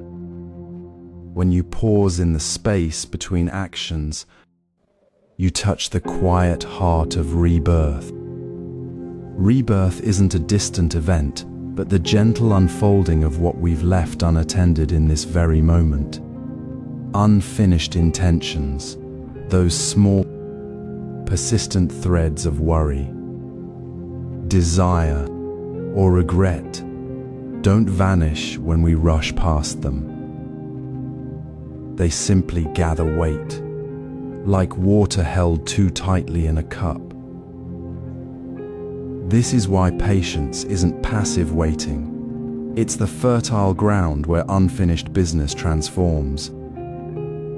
Rushing through the waiting creates more tension, weaving tighter knots in the fabric of our minds. We check our phones, seeking distraction, only to find the same restlessness waiting for us when we look up. The tension isn't in the waiting itself, but in our refusal to meet it with presence. Consider a simple moment in a Zen tea room. A monk sits before a small pot of water, waiting for it to boil. He doesn't glance at the clock or fidget. He simply observes the water. The steam rises, slow and steady, carrying the scent of green leaves. He notices how the water bubbles gently, how the steam carries away what was held beneath the surface. The waiting isn't empty, it's full of subtle shifts. The monk isn't waiting for the water to boil. He is the water, the steam, the quiet observation in that space. The urgency of when will it be ready dissolves into the simple fact of being present with the process. What was once an anxious waiting becomes a natural unfolding. This is the patience we cultivate, not enduring time, but meeting time with open hands.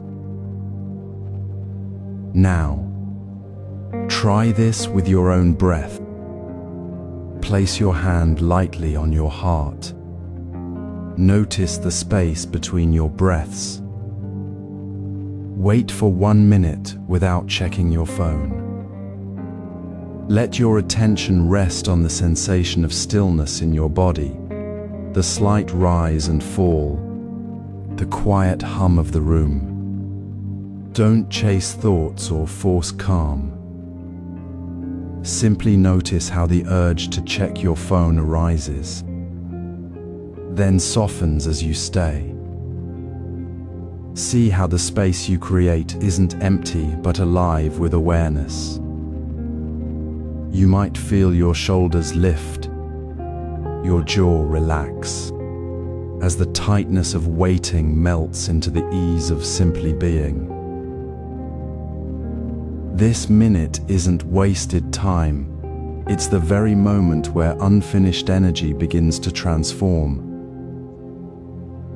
The steam from the pot of water becomes the same as the quiet space you hold in your waiting.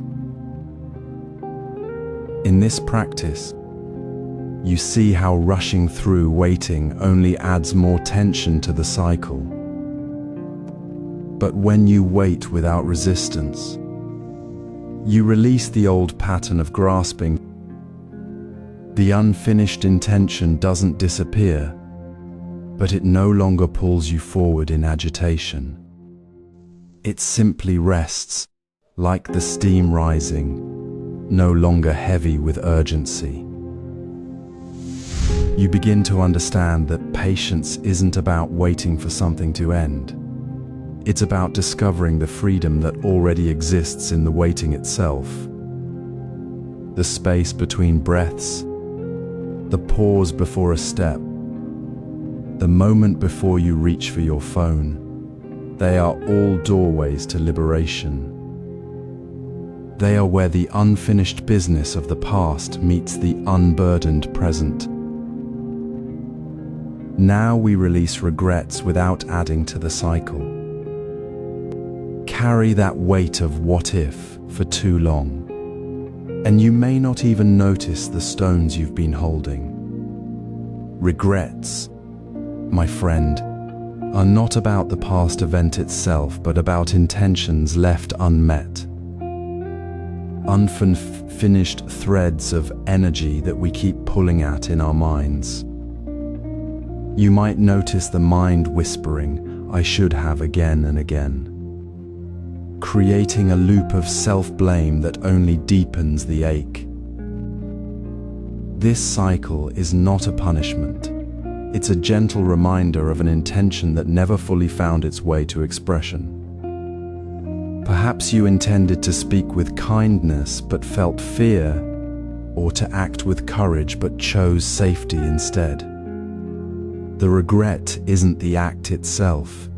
It's the unfulfilled intention lingering like a half-formed wish in the quiet space between breaths. Imagine a river flowing over smooth stones. The stones are the regrets we carry, heavy and cold. But the river doesn't strain against them. It simply flows around, carrying them gently downstream without needing to hold them. This is the natural way of release. The river doesn't say, "I should have been smoother," or "I should have moved faster." It simply moves with the current, releasing what no longer serves its path.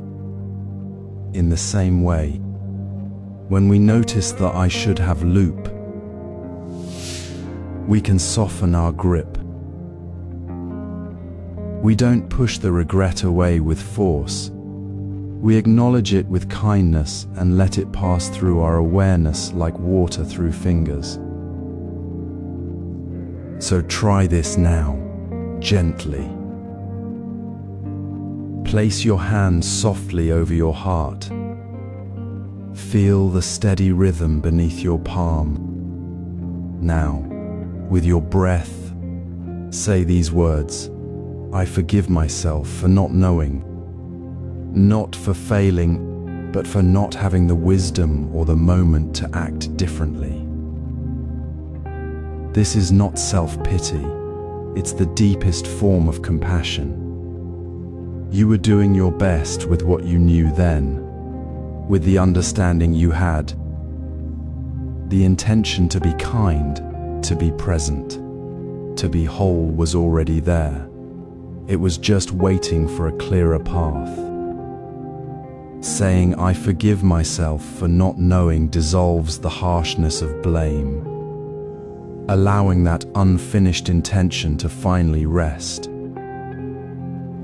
Notice how this feels. Does the weight shift slightly? Does the tightness around your chest ease just a little? This is not about erasing the past, but about releasing the story that binds you to it. You are not stuck in that moment of regret. You are standing now, in this breath, with the fullness of your present awareness. The past is a riverbank, not the river itself. You can look back without being pulled back. This quiet release, this simple act of forgiving yourself for not knowing, unlocks something. It opens the door to releasing not just regrets, but the stories we've clung to like old maps to places we no longer need to go. The stories that say "I'm broken because of that moment," or "I must carry this forever." They are just stories, like ripples on the water, not the water itself. When we release the regret, we make space for the next intention to rise, clear and unburdened. So carry this lightness with you now. Feel the hand on your heart. The words, "I forgive myself for not knowing," settling like a soft rain. This is how we step forward, not by fighting the past, but by gently releasing it, one breath at a time. And in that release, you discover the door to all the stories you've been holding open, waiting for the moment to let them go. There is a quiet story we tell ourselves, a whisper that echoes in the stillness of our minds. "I should have done it differently." This phrase, simple yet heavy, keeps us anchored to moments that have already passed. It's not the past event itself that binds us, but the story we've built around it, a narrative painted in shades of regret and imagined failure. We see a past action as a mark of inadequacy, a proof we fell short, when in truth, it was simply a moment of not knowing. This story of should have creates a false circle, pulling us back into the past to relive the sting of what wasn't, rather than meeting the reality of what is now. It turns a single moment of uncertainty into a lifelong lesson of lack, forgetting that every step forward was taken with the wisdom available to us at that time. Consider the quiet moment of a tea ceremony. A monk, focused on the delicate pour, accidentally knocks over a cup. The porcelain shatters on the wooden floor. In that instant, the old story might whisper, "I should have held it more carefully." But the monk doesn't flinch with regret. They simply notice the sound, the scattered pieces, and the warmth of the tea still on the table. There is no judgment, no replaying the moment as a failure. They see the cup break, accept it as part of the present, and move on with the next action. The story of should have never took root. The break was simply a moment, not a definition of the monk. It was an experience, not a mistake to be carried. This is the gentle shift we practice here. When you find yourself caught in the grip of "I should have," pause. Feel the weight of that story in your chest. Breathe. Then, softly, rewrite the words in your mind, "I am learning now." Not "I should have done better," but "I am learning now." This small phrase changes everything. It releases the past not by denying it, but by recognizing it as part of a larger, unfolding journey. It acknowledges the experience without binding it to a sense of personal failure.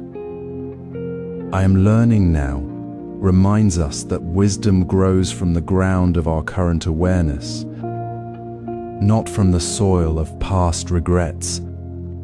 It turns the story of loss into a story of growth, right here, right now.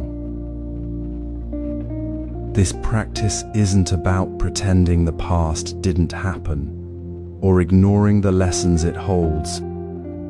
It's about seeing those lessons clearly, without the fog of self-blame.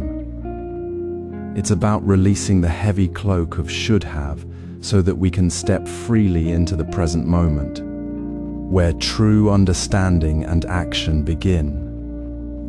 The regret was never in the event itself, but in the story we added to it. When we stop adding that story, the weight lifts. The space that was filled with should have becomes open, clear, and ready for what is. As we release this old story, a quiet space opens within us. The noise of past what-ifs fades, and a gentle clarity emerges. This is the natural doorway to intentional silence, a space where the mind settles, and clarity flows without effort. Let this moment of release be the step into that stillness. Imagine sitting quietly, not to escape the world, but to gently release the weight of what has already passed. Notice how the mind often rushes to fill the quiet with old stories, the if-onlys and should-haves that keep you anchored to yesterday. This constant mental chatter isn't rest. It's a quiet prison built from unfinished intentions. The true power of silence lies not in the absence of sound, but in the dissolution of that internal noise. When you stop adding thoughts to the silence, you stop feeding the past. You simply allow the space to be open, clear, and uncluttered. Consider the bamboo forest at dawn. A soft wind moves through the leaves, creating a gentle whisper, a natural rhythm. The bamboo doesn't grasp at the wind's passage. It simply holds its form, letting the sound flow through and then be gone. The wind isn't a story to be held onto or regretted. It simply is, and then it moves on. This is the quality of true silence we cultivate. It's not empty space, but a spaciousness where thoughts, like clouds drifting across a vast sky, are seen clearly but not clung to. They arise, they pass, and the sky remains undisturbed. The mind doesn't need to chase them back to the past. It simply notices their movement and returns to the quiet presence of now. So, take this moment to practice. Find a comfortable place to sit, perhaps on a cushion or a chair, hands resting gently on your knees. Close your eyes softly or let your gaze rest softly on the floor.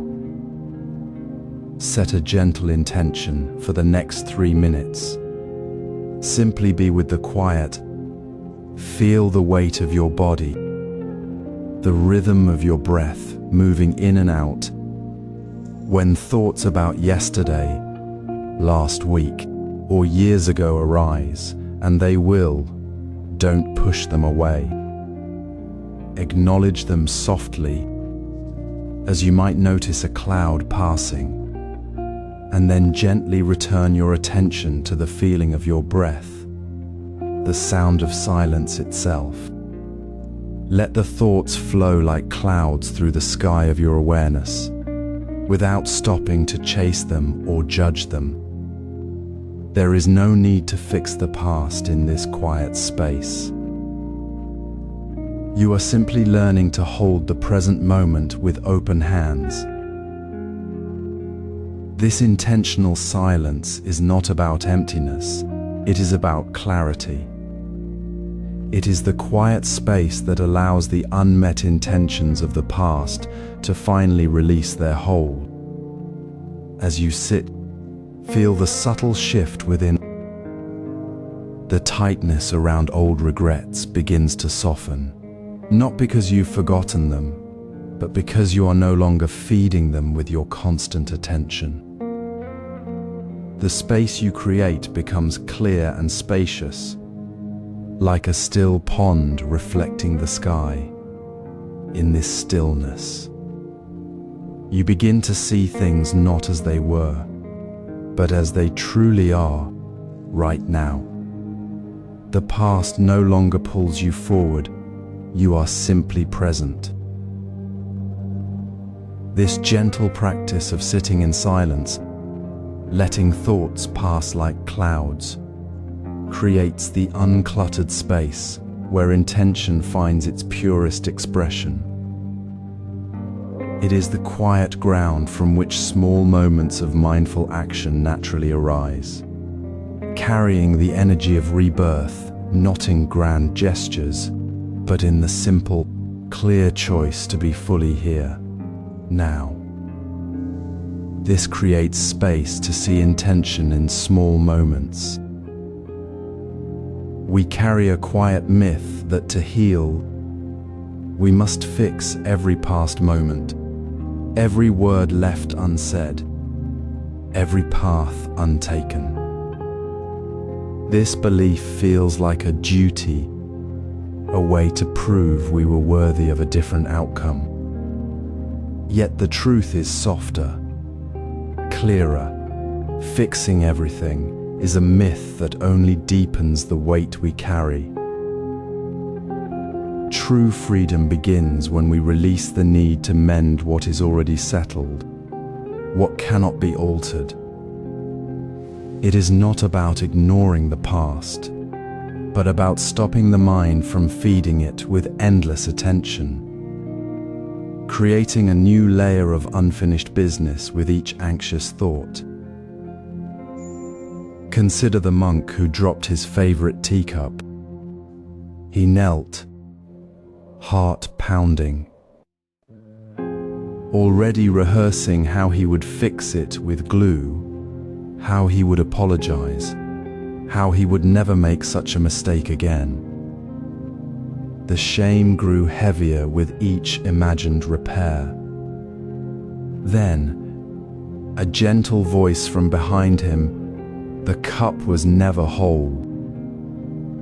He looked up to see his teacher holding a new, simple cup. You were trying to fix the past, but the cup was already broken. Your effort only created more pain in the present moment.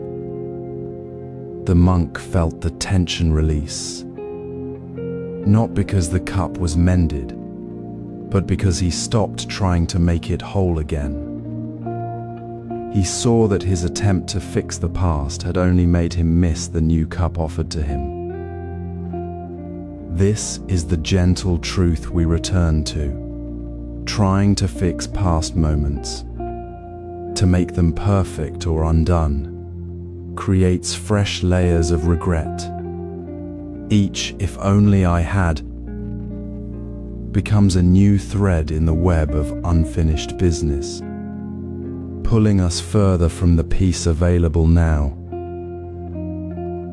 The release comes when we simply say, I am not responsible for what cannot be changed, not with harshness, but with a soft breath. It is not surrender, but a quiet letting go of a burden we never truly carried. It is the moment we stop chasing the broken cup and notice the warmth of the new one in our hands.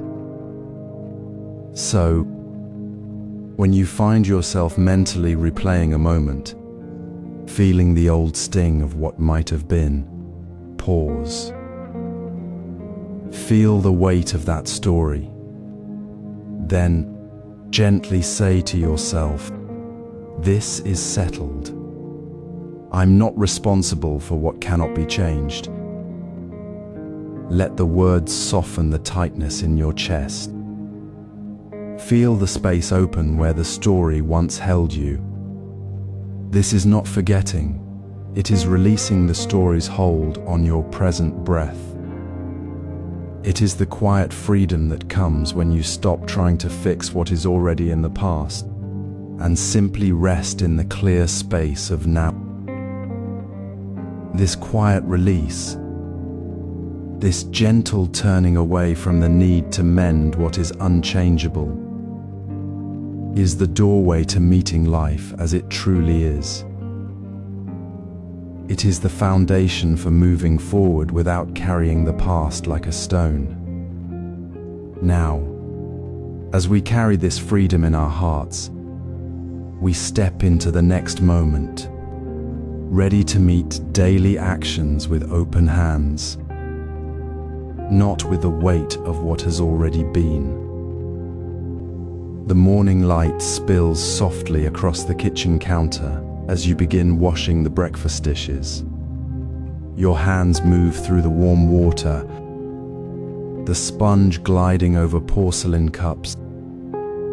Yet in that simple act, a familiar pattern arises, the thought, I must get these done quickly, or they must be spotless. This tiny demand, this unspoken pressure, is the root of the subtle suffering we carry through ordinary moments. It pulls you away from the water's warmth, the cup's cool weight, the rhythm of your breath. You are no longer washing dishes.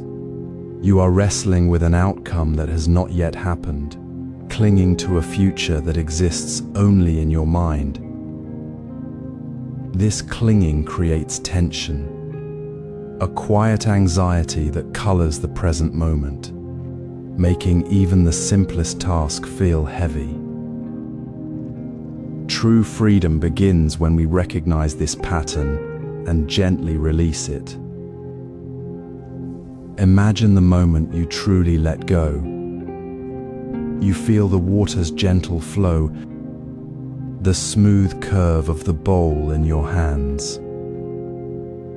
You notice the quiet sound of the sponge against ceramic, the way the light catches the steam rising from the sink. There is no need to rush, no worry about whether the sink will be empty by noon. You simply wash, fully present in the movement. The sensation, the quiet space of the act itself. This is non-attachment in action. It is not indifference, it is deep engagement without the burden of control. You act, but the outcome is not your anchor. The dishes are washed, but the peace remains, rooted in the doing, not the done. This is the gentle revolution happening right here, in the ordinary.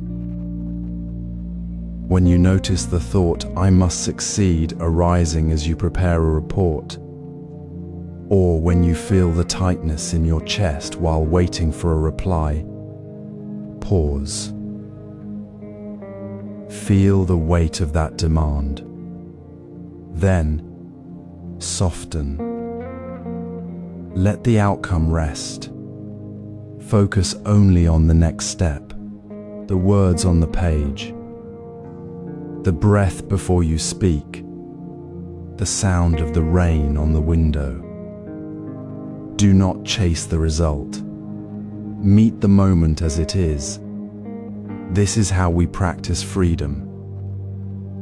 It is not about achieving a state of calm, but about dissolving the struggle within the action itself. So, today, choose one small task. Perhaps it is making tea, walking to the mailbox, or answering a simple email. As you begin, notice if you're already thinking about the finish line. If you are, take one slow breath. Feel your feet on the floor. Notice the temperature of the teacup, the sound of your footsteps, the texture of the paper. Let the result be a gentle afterthought, not the driving force. See how the task feels lighter, how your shoulders relax, how the world seems a little clearer when you're not holding it at arm's length. This is not perfection, it is presence.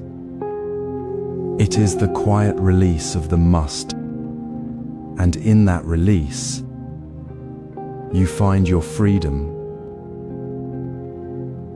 This gentle practice deepens into seeing the intention in every small moment, where the past is released and the future is not yet. As we gently release the weight of what cannot be changed, as we meet each new moment with open hands, a quiet possibility unfolds. It is not about grand gestures or distant goals that carry our intention forward.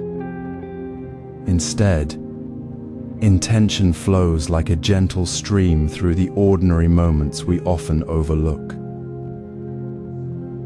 It is present in the quiet space between one breath and the next, in the simple act of noticing what is right here, right now.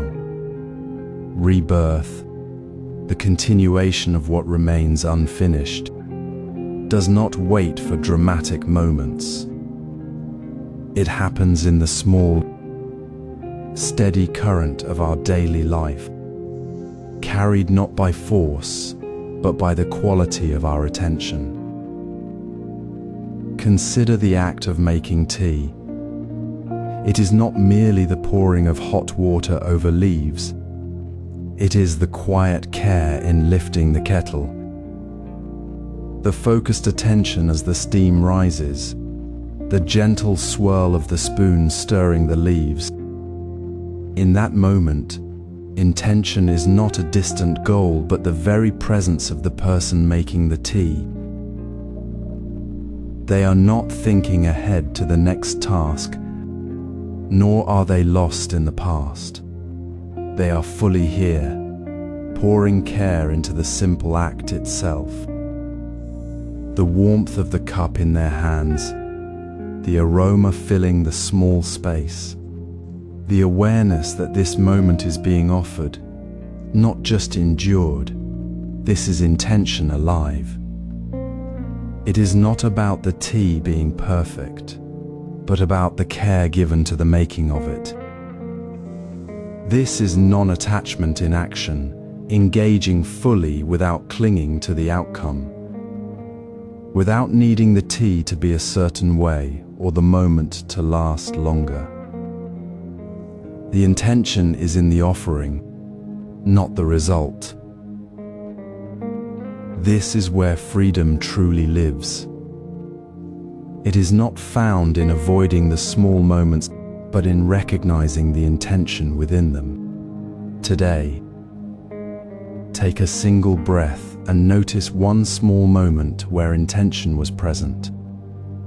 It might be the way you carefully placed a book back on a shelf, the moment you paused to truly listen to a friend, or how you chose to step gently around a crack in the pavement. Notice the quiet care, the unspoken attention that made that ordinary action meaningful. You need not search for grand significance. It is already woven into the fabric of your day. This practice is not about adding more to your life, but about seeing the richness that is already here, present in the smallest gesture of care. When we notice intention in these quiet moments, we begin to see the world not as a series of tasks to be completed, but as a continuous flow of care being offered and received. The small act of making tea, the quiet pause before speaking, the gentle touch of a hand on a shoulder, these are not distractions from life. They are life itself, alive with intention. And in this seeing, a deep gratitude arises, not as an emotion to be grasped, but as a natural response to the awareness that we are already part of something whole, already connected in every moment.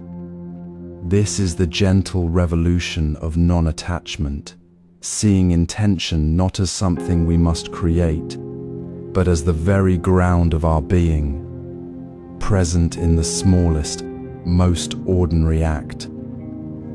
It leads us to intentional gratitude for the present, not as a separate practice, but as the natural unfolding of attention.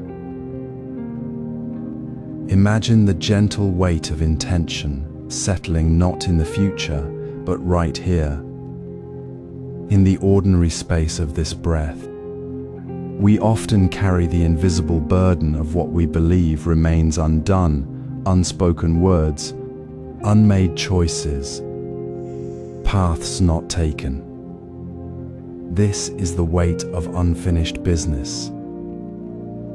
The very thread that seems to bind us to the cycle of rebirth we misunderstand. Yet in the quiet practice of intentional gratitude, something soft and profound shifts. It does not erase the past, but it dissolves the heavy grip of regret by turning our gaze fully toward what is already present, already whole. Gratitude is not a denial of what was left behind. It is a gentle, liberating pivot toward the living moment we have been given. Consider this simple moment. You pause to drink your morning tea. The steam rises softly, carrying its quiet scent. You notice the warmth of the cup in your hands, the sound of a bird singing outside the window, the soft light filtering through the leaves. In this ordinary act, you are not thinking of the email you forgot to send yesterday or the conversation you wish you had handled differently. You're simply here, feeling the warmth, hearing the song, seeing the light. This is the shift. The unfinished intention, perhaps the regret over that missed email, does not vanish, but its sharp edge softens. It no longer pulls you into a knot of should have, because your attention is anchored in the present reality of warmth, sound, and light. The weight of past regret dissolves not through effort, but through the simple, tender act of seeing what is already here. This is the practice of intentional gratitude. It is not about grand gestures or perfect happiness. It is about noticing the small, unremarkable gifts that surround us every single day. Try it now as you listen to these words. Pause for a breath. Name 3 small things you are grateful for right now. Perhaps it is the cool touch of the air on your skin, the sound of your own steady breath, or the simple fact that you're able to sit and listen. Feel how the act of naming these small moments, these already present gifts, shifts the ground beneath your feet. The mind, so often clinging to what is missing, begins to relax. The story of what was left undone fades into the background, replaced by the quiet certainty of what is here, now. This is not escapism, it is a deep, clear-eyed return to the only place we ever truly live. As you name these 3 small things, feel how the space for the past to weigh upon you begins to open. The regret, the worry, the unfinished list, they do not disappear, but they lose their power to disturb your peace. You're not trying to fix the past, you are simply resting in the present, fully awake to its simple, abundant reality. This gentle practice of gratitude is the very heart of non-attachment in action. It is the freedom found not in holding less, but in seeing clearly what is already present, without the need to add to or fix it. You are not chasing a future where everything is resolved. You are discovering that resolution is already here, in the warmth of the cup, the sound of the bird, the quiet of this moment. As you carry this awareness into your day, notice how the act of naming the present begins to soften your relationship with your own thoughts. The next time a thought of regret arises, you can gently acknowledge it without being pulled into its current. You are simply observing. As you observe the steam from your tea, the bird's song, the light, this is the natural opening that follows intentional gratitude, the ability to see thoughts as passing clouds, not as commands to be followed or avoided. You are learning to live within the flow of intention, not against it. Finding freedom not by escaping the unfinished, but by meeting the present with open hands. As the morning mist lifts from the garden, notice how the mind, like the sky, holds no permanent shape. Thoughts arise, fragile as petals on a breeze, yet we often grasp them, tightening our shoulders with the weight of, I must fix this or I must understand now. This grasping creates tension where there was only stillness. Observe the pattern, a worry about an email, a memory of a past word, and suddenly the present moment shrinks, held captive by the story we weave. Yet thoughts are not commands, not facts carved in stone. They are clouds drifting across the vast, open sky of awareness. They appear, they shift, they dissolve without needing our permission or our struggle. Imagine a monk sitting beneath an old pine tree. A sudden thought arises. The vase in the temple courtyard is broken. Instantly, a knot forms in his chest. I must repair it. He thinks, I must make it perfect. The tension tightens his breath. But then, he pauses. He feels the breath move through his body, soft and steady. He doesn't push the thought away, nor does he follow it. He simply notices this is a thought, not a fact. The knot in his chest begins to loosen. The thought about the vase remains, but it no longer holds him. He sees it as a cloud passing, not a storm to weather. The vase remains broken, yet his mind is free to tend to the tea he is pouring, to feel the warmth of the sun on his face, to be fully present with the simple act of being.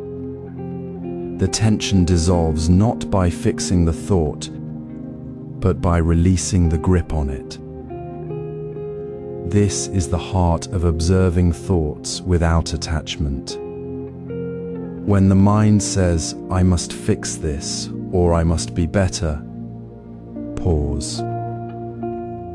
Feel the subtle tightening in your chest, the rush of the mind chasing the next step. Then gently say, this is a thought, not a fact. Say it with the softness of a whisper, not a command. This simple phrase is a bridge back to the present. It doesn't deny the thought, it simply steps back from the illusion that the thought must be acted upon, must be true, must define your moment. The thought about the broken vase, it's just a thought. The thought about tomorrow's meeting, just a thought. The tightness, the tension, just the mind clinging to the thought. Release the grip, and the space for peace opens. Notice how this practice changes everything. When you don't clutch at the thought, the pressure eases. The must dissolves into the simple is. You are no longer fighting the thought, you are simply aware of it, like watching a leaf drift down a stream. The work of the day, the conversation with a friend, the quiet breath, these become clearer, lighter, because you are no longer burdened by the weight of the thought. The past doesn't pull you back. The future doesn't pull you forward. You are simply here, in the fullness of this breath, this moment, without the need to fix the thought that arose. This is the freedom that comes from not holding on. It is not indifference, it is deep, clear, and tender presence. In this space of observing without attachment, the old patterns of grasping begin to soften. The frantic need to control the mind's movements fades, replaced by a quiet confidence in the present moment. You see thoughts for what they are, temporary visitors, not permanent residents. And with that seeing, the tension that came from "I must fix this" simply melts away, leaving only the gentle, steady ground of now. Now we move to intentional living in the present. We carry the echo of our future selves within every present choice. A gentle truth often overlooked in the rush of planning and longing. Rebirth, in this living sense, is not a distant event, but the quiet continuation of intentions we shape right now. As we've seen in the soft practice of intentional gratitude dissolving past regret, and in the quiet release of thought grasping that allows peace to arise, we find ourselves naturally stepping into the present moment, now. We deepen this by recognizing that the self we will become is already present in the choices we make today. Consider the potter shaping clay on a wheel, the finished bowl. The vessel meant for tea, for water, for holding space, exists not as a distant dream but as the very intention guiding the potter's hands now. The potter does not wait for the bowl to be perfect before beginning. They feel the cool, yielding earth beneath their fingers, respond to its subtle shifts, and shape it with full attention. They do not think, "I will be a good potter when the bowl is finished." They are a potter now, shaping the future self they wish to be through the simple, focused action of the present. The clay remembers the potter's hands. The future self is already formed in the act of making. This is the heart of intentional presence. When we say, "I'll be happy when I get that promotion," or "I'll be at peace when this project ends," we create a barrier between ourselves and the life we are living right now. We disconnect from the present moment, placing happiness and peace on a future shelf, leaving the current moment feeling empty, unfinished, and burdensome. We miss the very ground of our being, which is always this present moment. Try a simple shift before you act, before you speak, before you make a choice. Pause for a breath. Ask yourself gently, what does my future self need right now? Not what will make them happy later, but what is essential for them to be whole and peaceful in this very moment. What does the person you are becoming require of you, right here, right now? Perhaps it is patience with a difficult conversation, Perhaps it is choosing to rest instead of rushing. Perhaps it is simply noticing the warmth of the sun on your skin before you move on. This question dissolves the future anxiety. It brings the future self into the present act of living. This practice does not demand perfection. It is not about adding more to your to-do list. It is about aligning your current step with the quiet intention of your deeper self. It is the potter feeling the clay, the gardener tending the seedling, the teacher listening fully to a student. It is seeing that the future we seek is not something to be reached, but something to be created. One intentional choice, one present moment at a time. It is recognizing that the journey is not separate from the destination. The destination is the path itself, walked with care. This gentle alignment, seeing your future self in the present action, shifts us from carrying tomorrow's burden into the quiet strength of living fully now. It is the natural unfolding of intentional presence, where every choice becomes a step toward the life we are already becoming. Notice how often you feel the weight of what has not yet happened. Carried in your shoulders, your breath held just a little tighter. This is the subtle burden of tomorrow, a shadow cast by a sun that has not yet risen. It is not the planning itself that creates unease, but the way we hold it, grasping the future as if it were already here, binding our present moment with invisible cords of worry. When we plan for the future, we often do so with a quiet anxiety that colors the present, making even a simple cup of tea feel like a chore, because our mind is already elsewhere, rehearsing what might go wrong. This is the cycle. We create the burden today by carrying tomorrow's potential storms in our heart.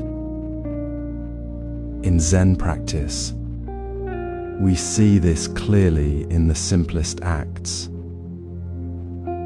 Imagine a gardener kneeling in the soft earth, tending to seedlings.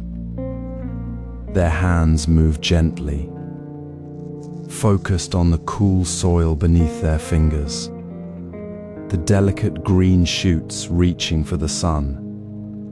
Yet, if their mind drifts to tomorrow's rain, to whether the plants will survive, they miss the very moment they are nurturing.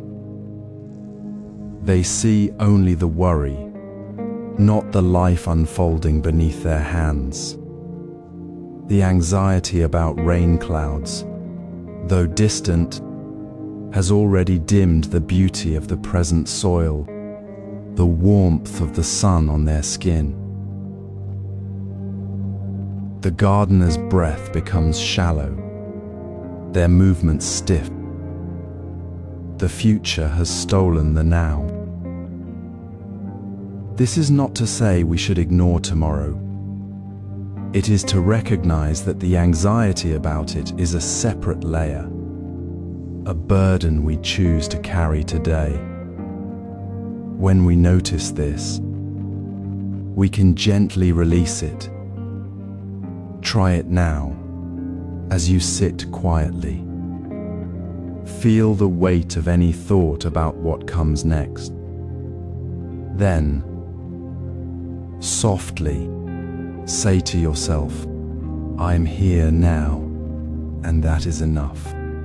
Not, I will be enough tomorrow, but I am here now, and that is enough.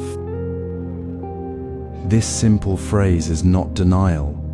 It is a return to the only place where life truly happens, the present moment.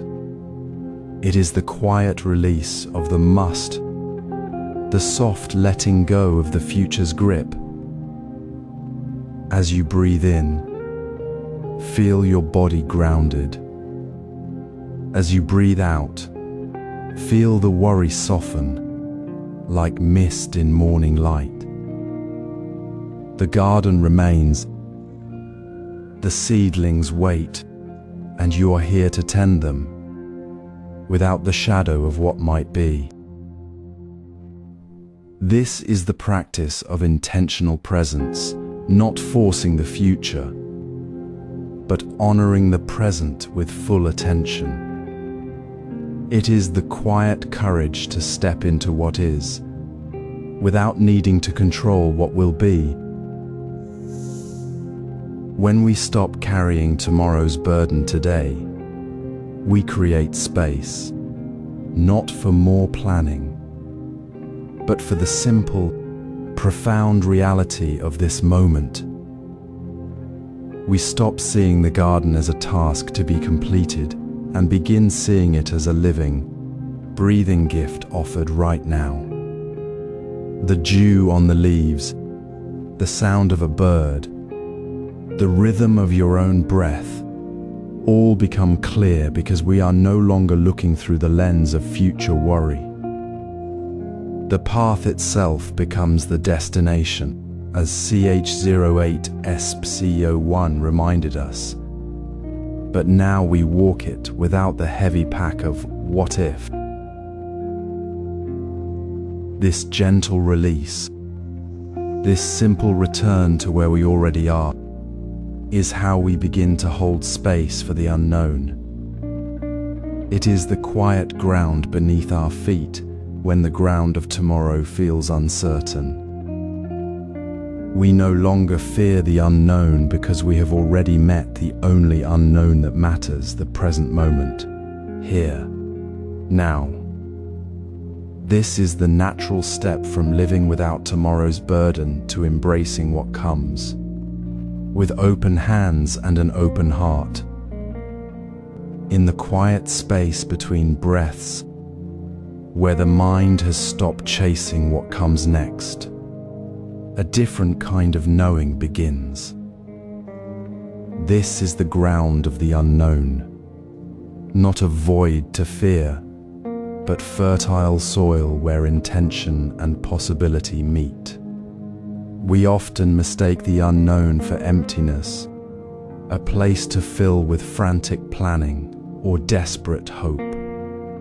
Yet true presence lives here, in the gentle space before the answer arrives. When we cling tightly to a single outcome, the perfect result, the certain path, we block the very possibility that is unfolding around us. Like a seed pressed too hard in the soil, it cannot reach for the light. The unknown is not a problem to solve. It is the natural canvas for intention to breathe and shape itself. Consider an old Zen master who sat for days by a river, watching the water flow past. A student asked him, "What is the meaning of life?" The master said nothing, simply gazing at the water. The student returned daily, expecting an answer. One morning, the master asked the student, "What is the question you are holding?" The student, startled, realized he had been waiting for the master to give him the question he already carried. He sat silently, holding the question without needing to answer it. In that holding, the meaning revealed itself not as a word, but as the stillness itself, the river flowing without resistance. The question was the path, not the destination. This is our practice now. Sit quietly with one thing left unresolved in your heart, a question about your work, a relationship, a quiet longing. Do not seek the answer. Do not push it away. Simply hold it, like cradling a small, soft stone. Breathe into the space around it. Notice how the tightness in your shoulders loosens when you stop fighting the uncertainty.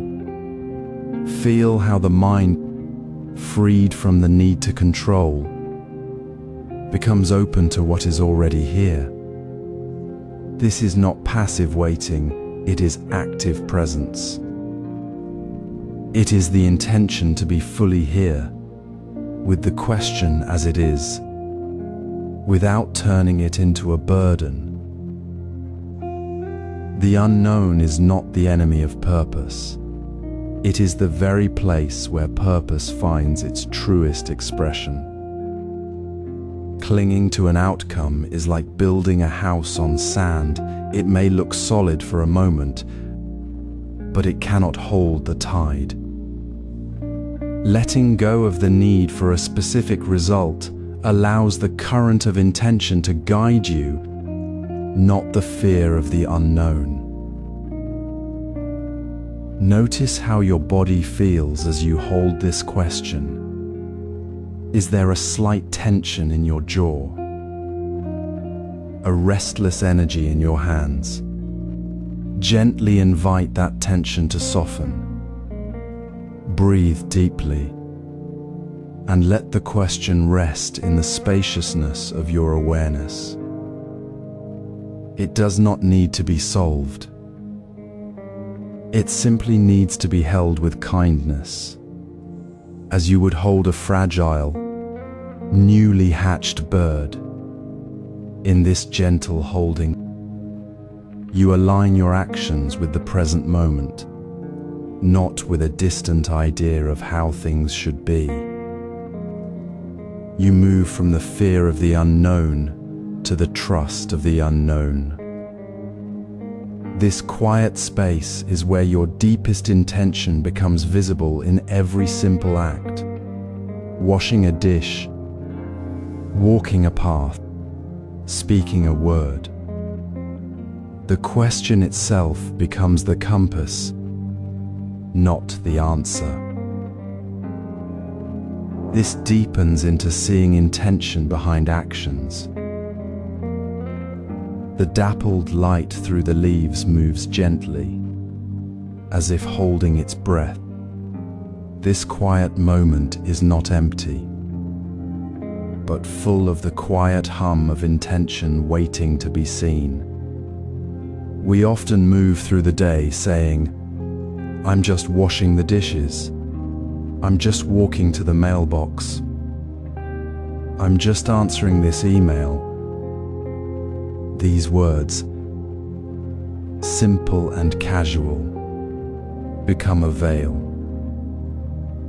They hide the deeper purpose that lives within the action itself.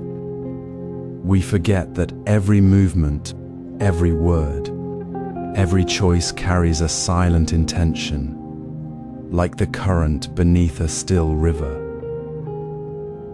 This intention may not be grand or conscious, yet it shapes the path we walk and the energy we give to the world.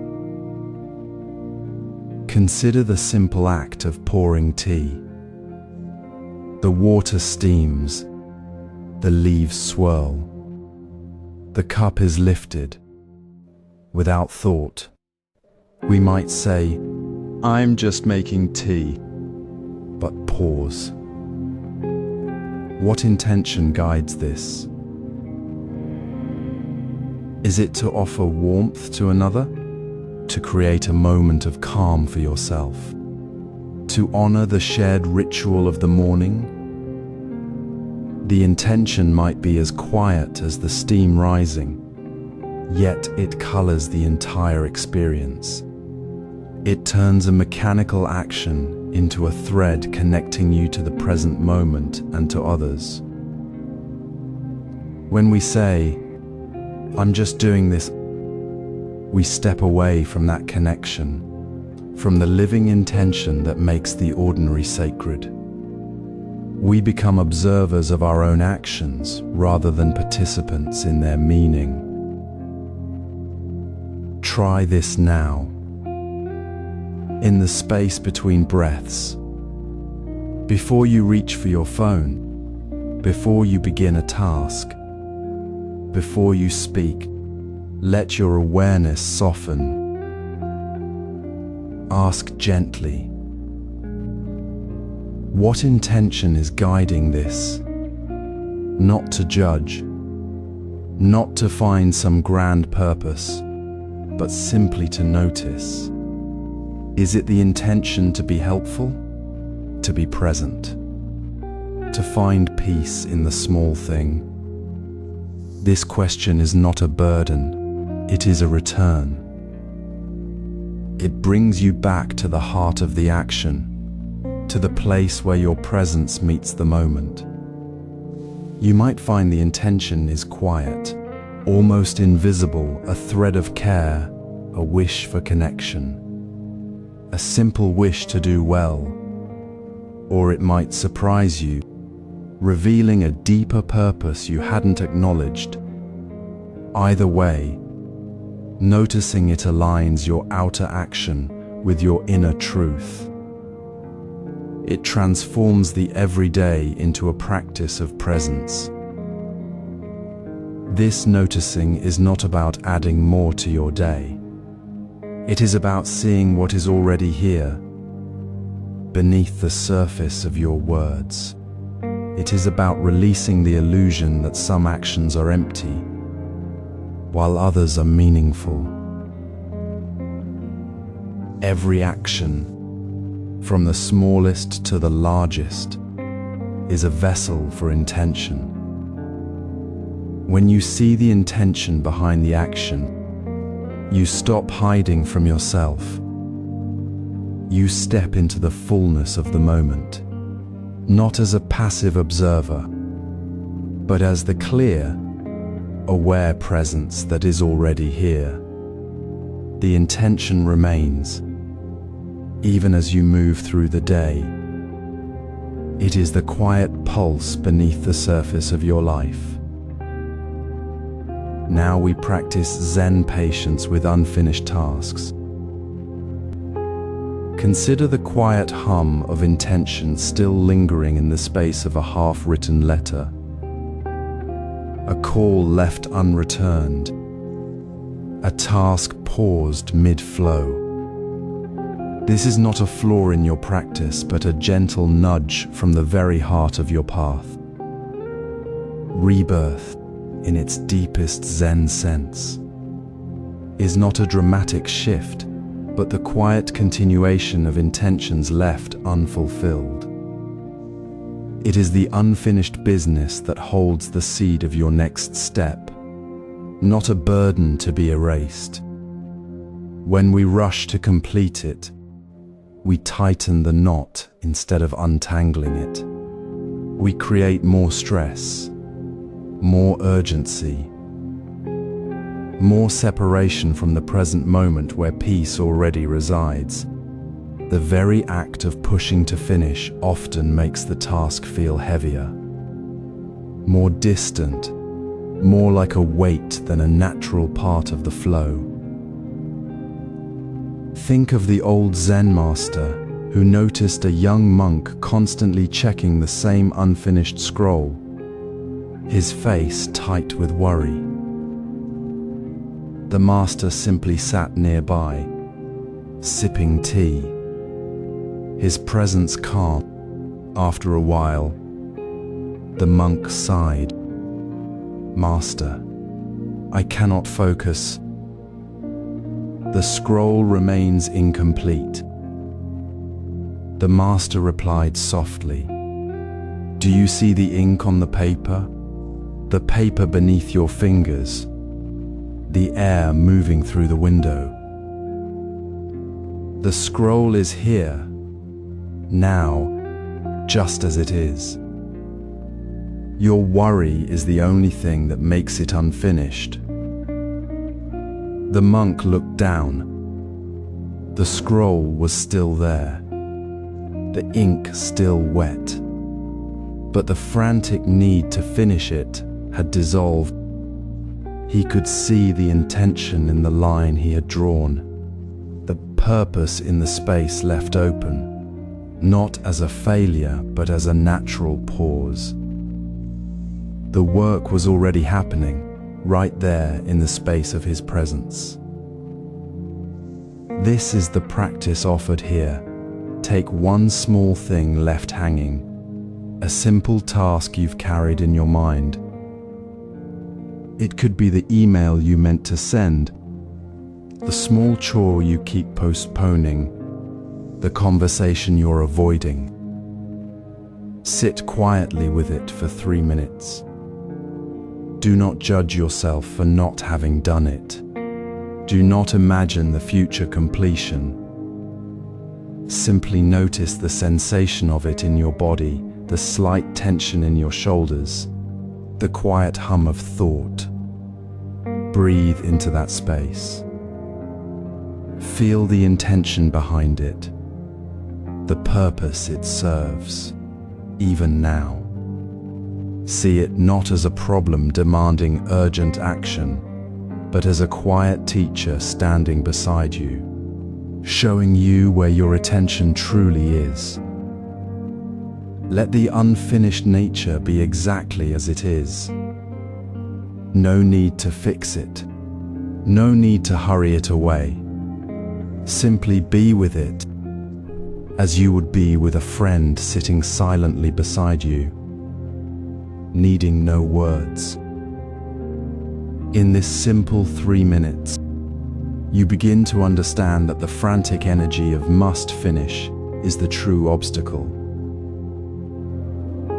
The task itself holds no inherent stress. It is your resistance to its current state that creates the weight. You are not failing because the work is incomplete. You are practicing patience with the very nature of being human, with the flow of intention that continues beyond any single action. The dish you wash, the path you walk, the word you speak, these are all vessels for intention, as CH08 taught us. Now, the unfinished task becomes another vessel, holding the intention not of completion, but of presence. It reveals how deeply we cling to the idea of a finished state, a moment when everything is perfectly settled. This is the illusion we gently let go of.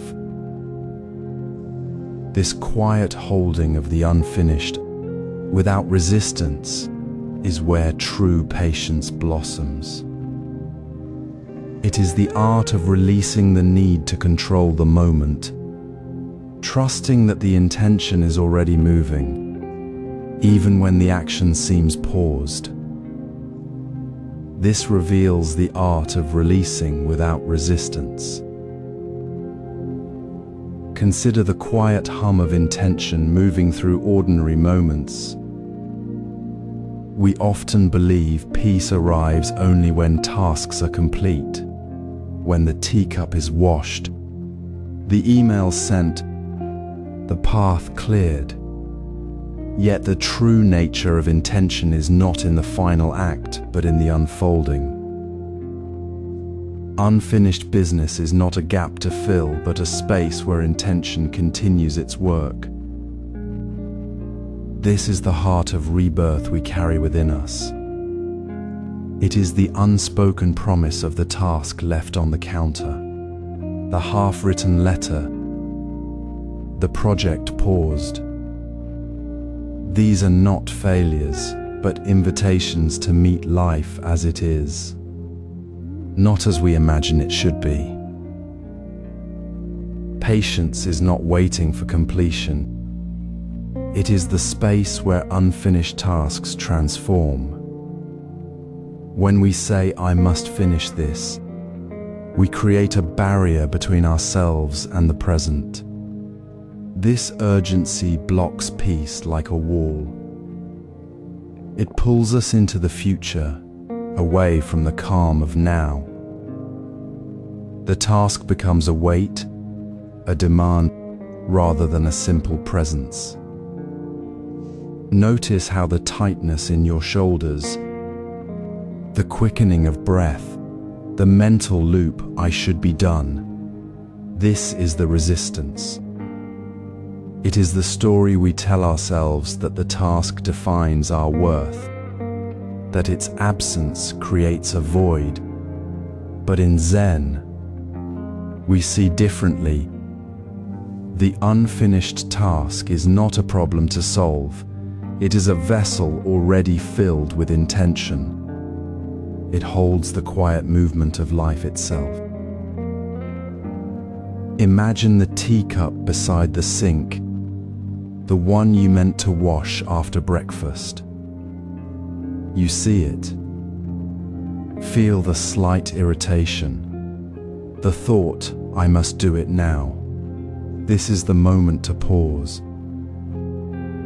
Breathe in slowly, feeling the space around the cup, the steam of the morning, the sound of birds outside.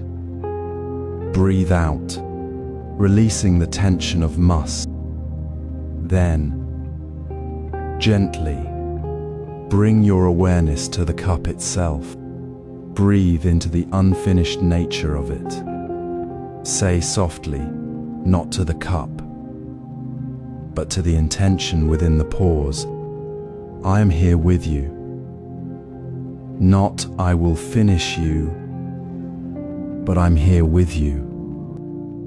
This simple shift dissolves the barrier. The cup is no longer a demand, it becomes a point of connection. The irritation softens. The space opens.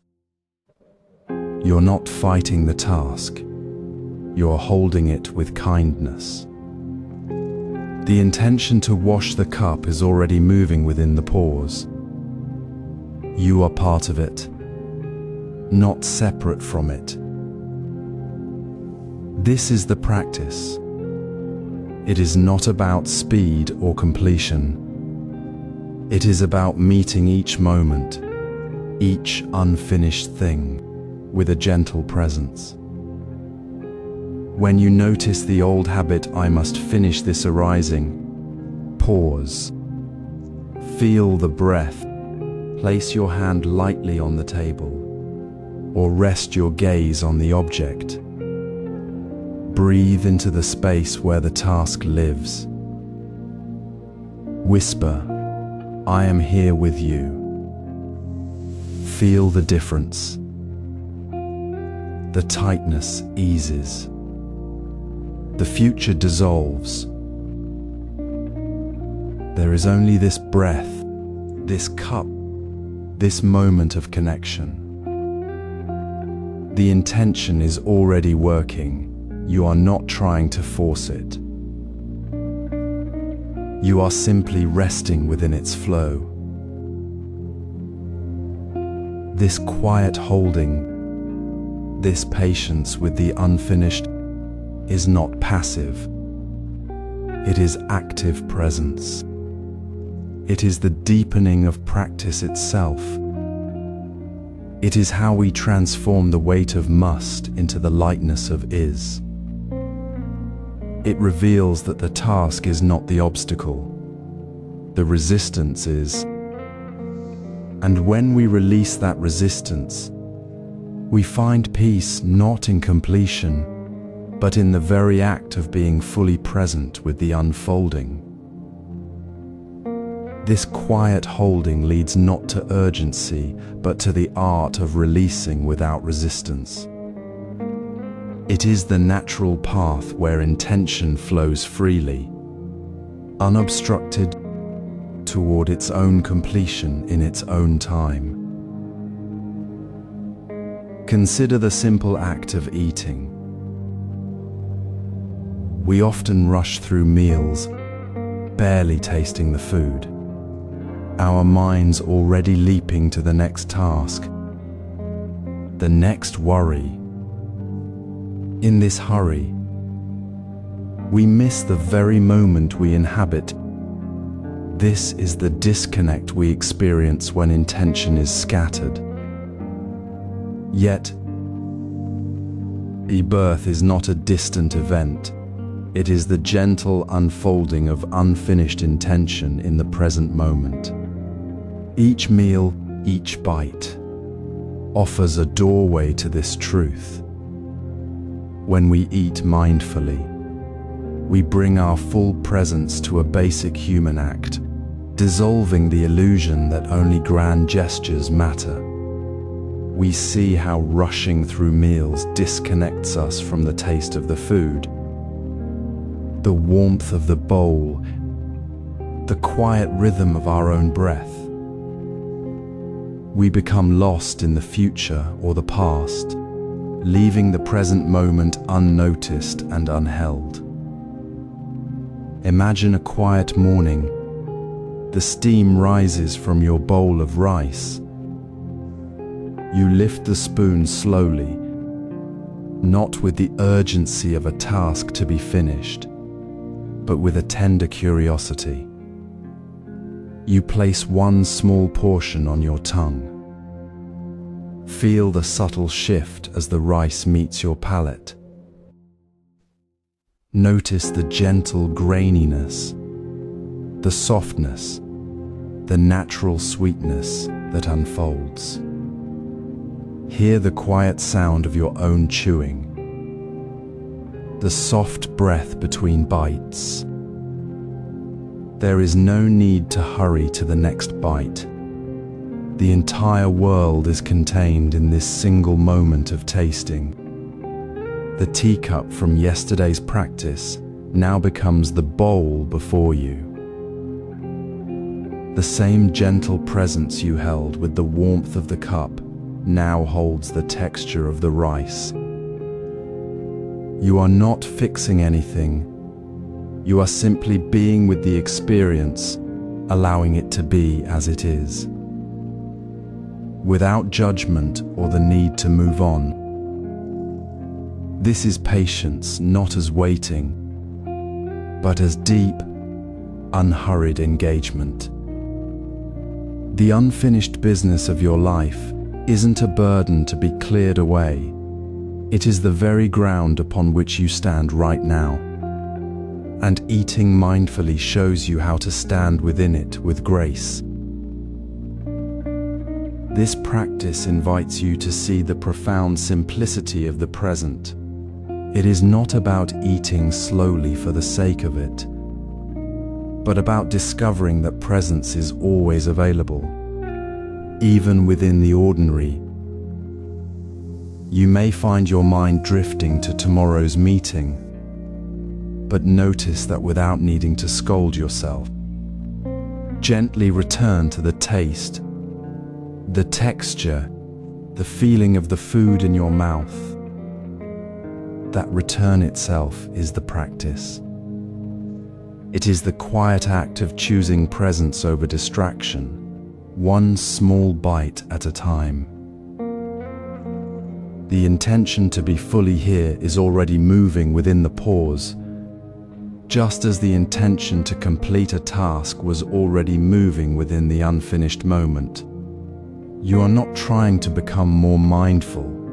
You are simply remembering what is already true, right here, right now. The unfinished business of your life is not an obstacle to your peace. It is the very field where peace grows.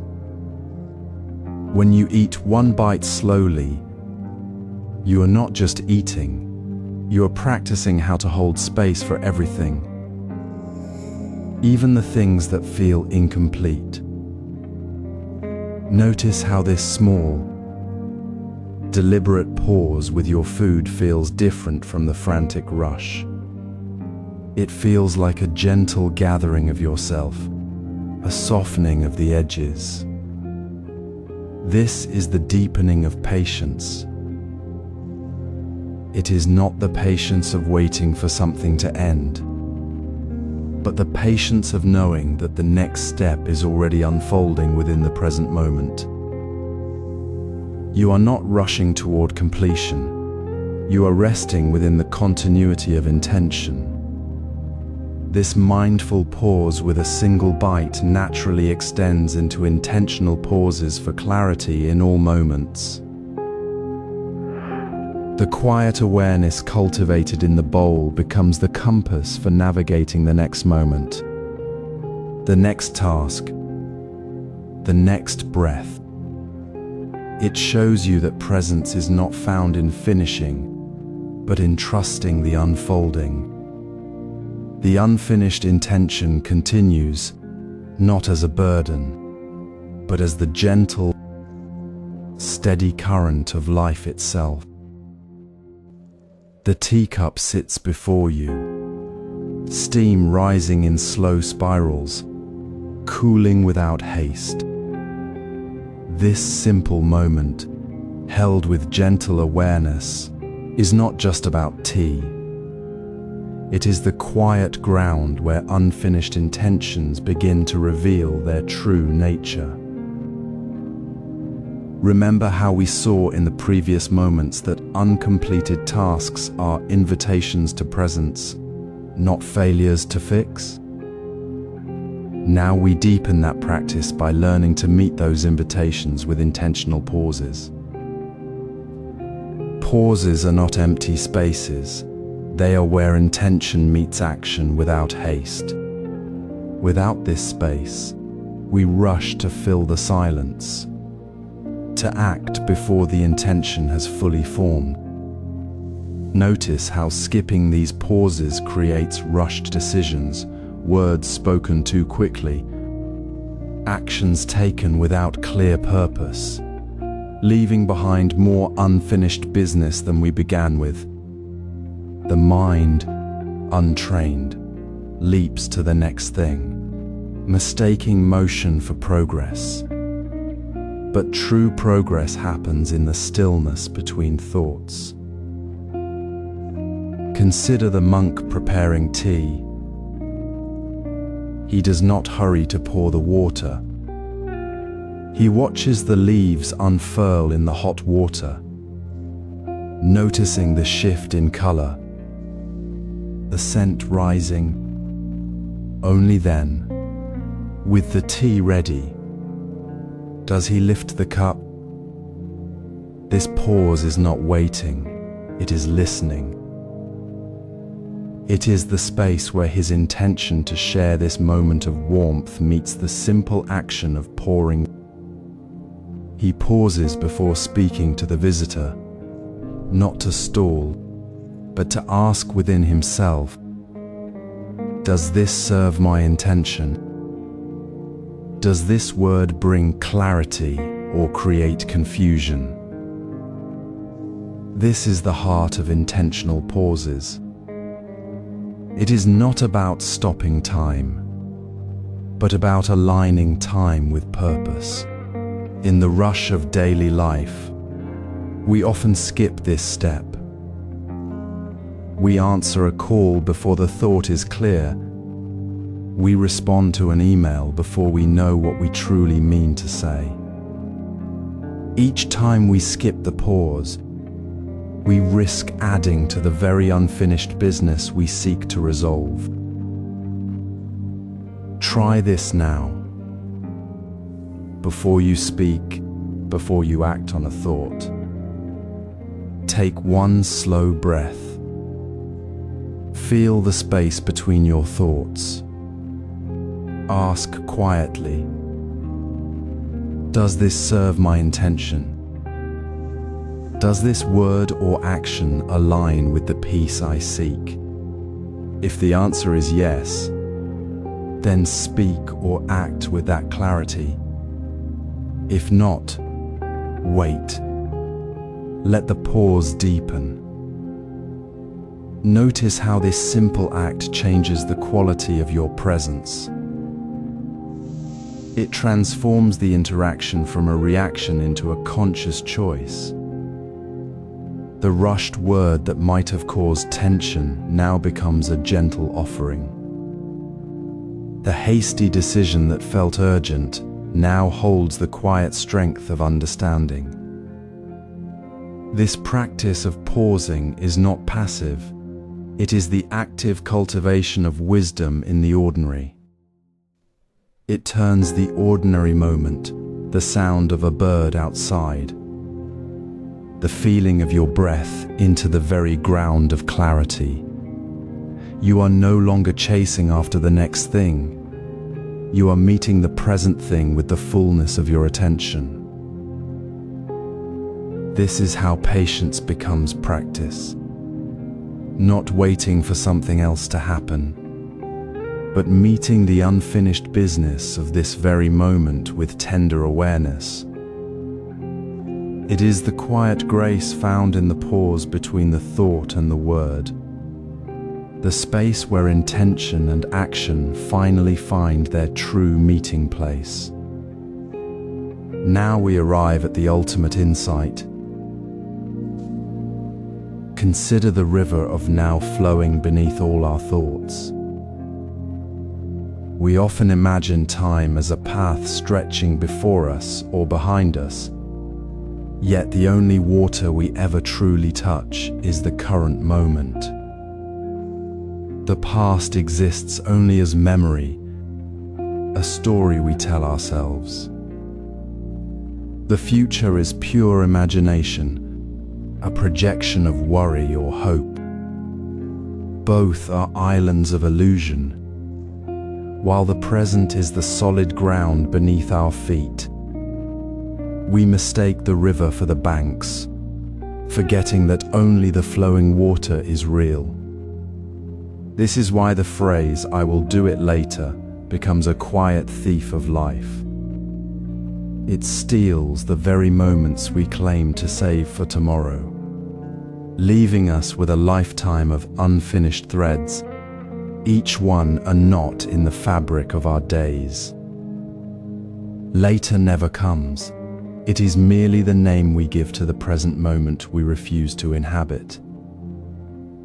Imagine washing one dish, not the chore of the day, but the simple act of holding a single bowl, feeling the warm water, noticing the gentle curve of its rim, hearing the soft scrape as you place it down. In that single act, the mind is not racing to the next task or replaying yesterday's conversation. There is no later here. The dish is clean. The moment is complete. This is the Zen example, the ordinary act done with full attention. It is not about the dish itself, but about the absence of the thief called later. When we wash this one dish with care, we see how the illusion of time dissolves. The unfinished intention of "I will clean the kitchen later" is resolved in the very act of cleaning this one dish now. The tension of waiting vanishes, replaced by the quiet peace of what is. This is the practical reflection we carry into our days. Do not wait for a grand moment. See the small, immediate action before you. It might be answering one email, breathing deeply for 60 seconds, or simply noticing the light on the wall. Choose one thing right now. Do it with the full weight of your presence, as if the entire world depends on this single, unhurried movement. Feel the weight of the pen in your hand, the texture of the paper, the quiet rhythm of your breath. In this focused attention, the past loses its grip. The future's shadow disappears. There is only the water, the dish, the breath, The lie of later is exposed and released. The unfinished business that felt like a heavy burden is not carried into tomorrow. It is resolved in the now, as simple as the turning of a single leaf. This practice is not about adding more to your day. It is about releasing the illusion that you must carry the weight of time itself. When you choose to act fully in this moment, you stop resisting the river. You stop trying to hold back the flow or chase the current. You simply move within it, with the gentle grace of the water itself. This is how we meet the truth. The present moment is the only time to act, and in that action, all else dissolves into clarity. This reveals the art of releasing without resistance.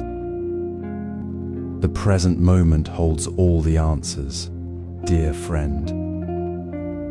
We have spoken of how later is a thief of life, a shadow cast by our own resistance to what is now. Consider the very act of releasing what weighs upon you. Often, we fight to let go, tightening our grip even as we try to release. This struggle creates more tension, like wrestling with a shadow that only grows darker when we pull it closer. True release is not a battle but a gentle surrender, like dropping a smooth stone into still water. The stone sinks without a splash, without effort, because it is not fighting the water. It simply is. The water holds it, carries it, and moves on, undisturbed. This is the art of releasing without resistance. Notice how your body tenses when you try to force something away. Your shoulders rise, your breath shortens, your mind races with, "I must get rid of this." This very effort creates the very tension you seek to escape. The struggle becomes the cage. Instead, try this simple practice.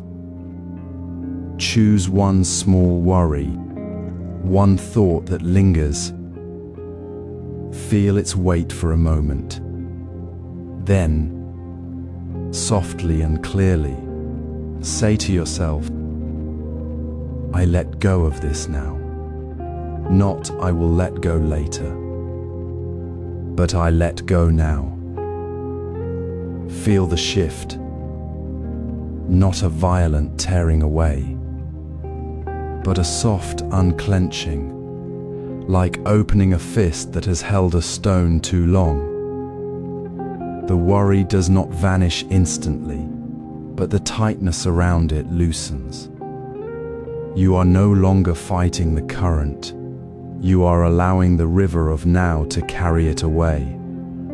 This is not passive resignation. It is active, peaceful alignment. You are not ignoring the weight, but you're not adding to it with resistance. You are simply placing it down, right here, right now, where it belongs. The water does not reject the stone, it simply holds it as part of its flow. Your mind is the water. Your thoughts are the stones. When you stop fighting the stone and simply release it into the present moment, the water remains calm. The tension dissolves not through force, but through the simple acceptance of the stone's presence as part of the current. You are not trying to make the water still. You are ceasing to stir it with your resistance. This is the profound simplicity of non-striving. It is not about doing more or achieving more. It is about releasing the effort to do. The act of saying, "I let go of this now," is not a command to the universe, but a quiet acknowledgement within yourself that the struggle has ended. It is the moment the stone sinks and the water returns to its natural stillness. This stillness is not empty. It is full of the quiet clarity that arises when we stop pushing against life. It is the ground where the unfinished intentions of the past meet the present moment without the burden of later. This is the stillness of non-striving, where action flows effortlessly from a place of release, not resistance. It is the water holding the stone perfectly, without a ripple of effort. In the quiet space where the river of now flows without resistance, we discover a deeper peace. This is not the absence of action, but the presence of effortless movement. The mind that clenches with "I must achieve" creates a storm within, a constant friction against the simple reality of this moment. It imagines the future as a destination to be seized, while the present moment, the only place where life truly happens, becomes a mere stepping stone to be rushed through. This inner conflict drains our energy, leaving us exhausted before we have even begun to live. Consider the potter shaping clay on a wheel. The clay spins. The hands move with gentle pressure, responding to the material's natural resistance and flow. The potter does not strain against the clay, forcing it into a shape that does not belong. There is no frantic urgency, no mental grip on the final form. The potter simply is present, feeling the clay, adjusting with each turn, allowing the vessel to emerge through the quiet attention. This is non-striving. It is the peace of acting without force, of moving with the grain of what is, rather than against it. The clay does not need to be conquered. It needs to be understood and shaped with respect. So too, the present moment does not need to be conquered with anxious striving. It simply needs to be met with open awareness. This is the practice we invite you to feel. Find a quiet place. Sit comfortably, allowing your body to settle. Close your eyes gently or soften your gaze downward. Now, for 3 minutes, simply be. Do not try to make anything happen. Do not try to become calm or to quiet the thoughts. Notice the breath as it moves in and out without changing it. Feel the weight of your body resting on the chair or floor. When thoughts arise, as they will, simply note them like clouds passing in the sky, without following their story. There is no need to fix anything, no need to reach for a different state.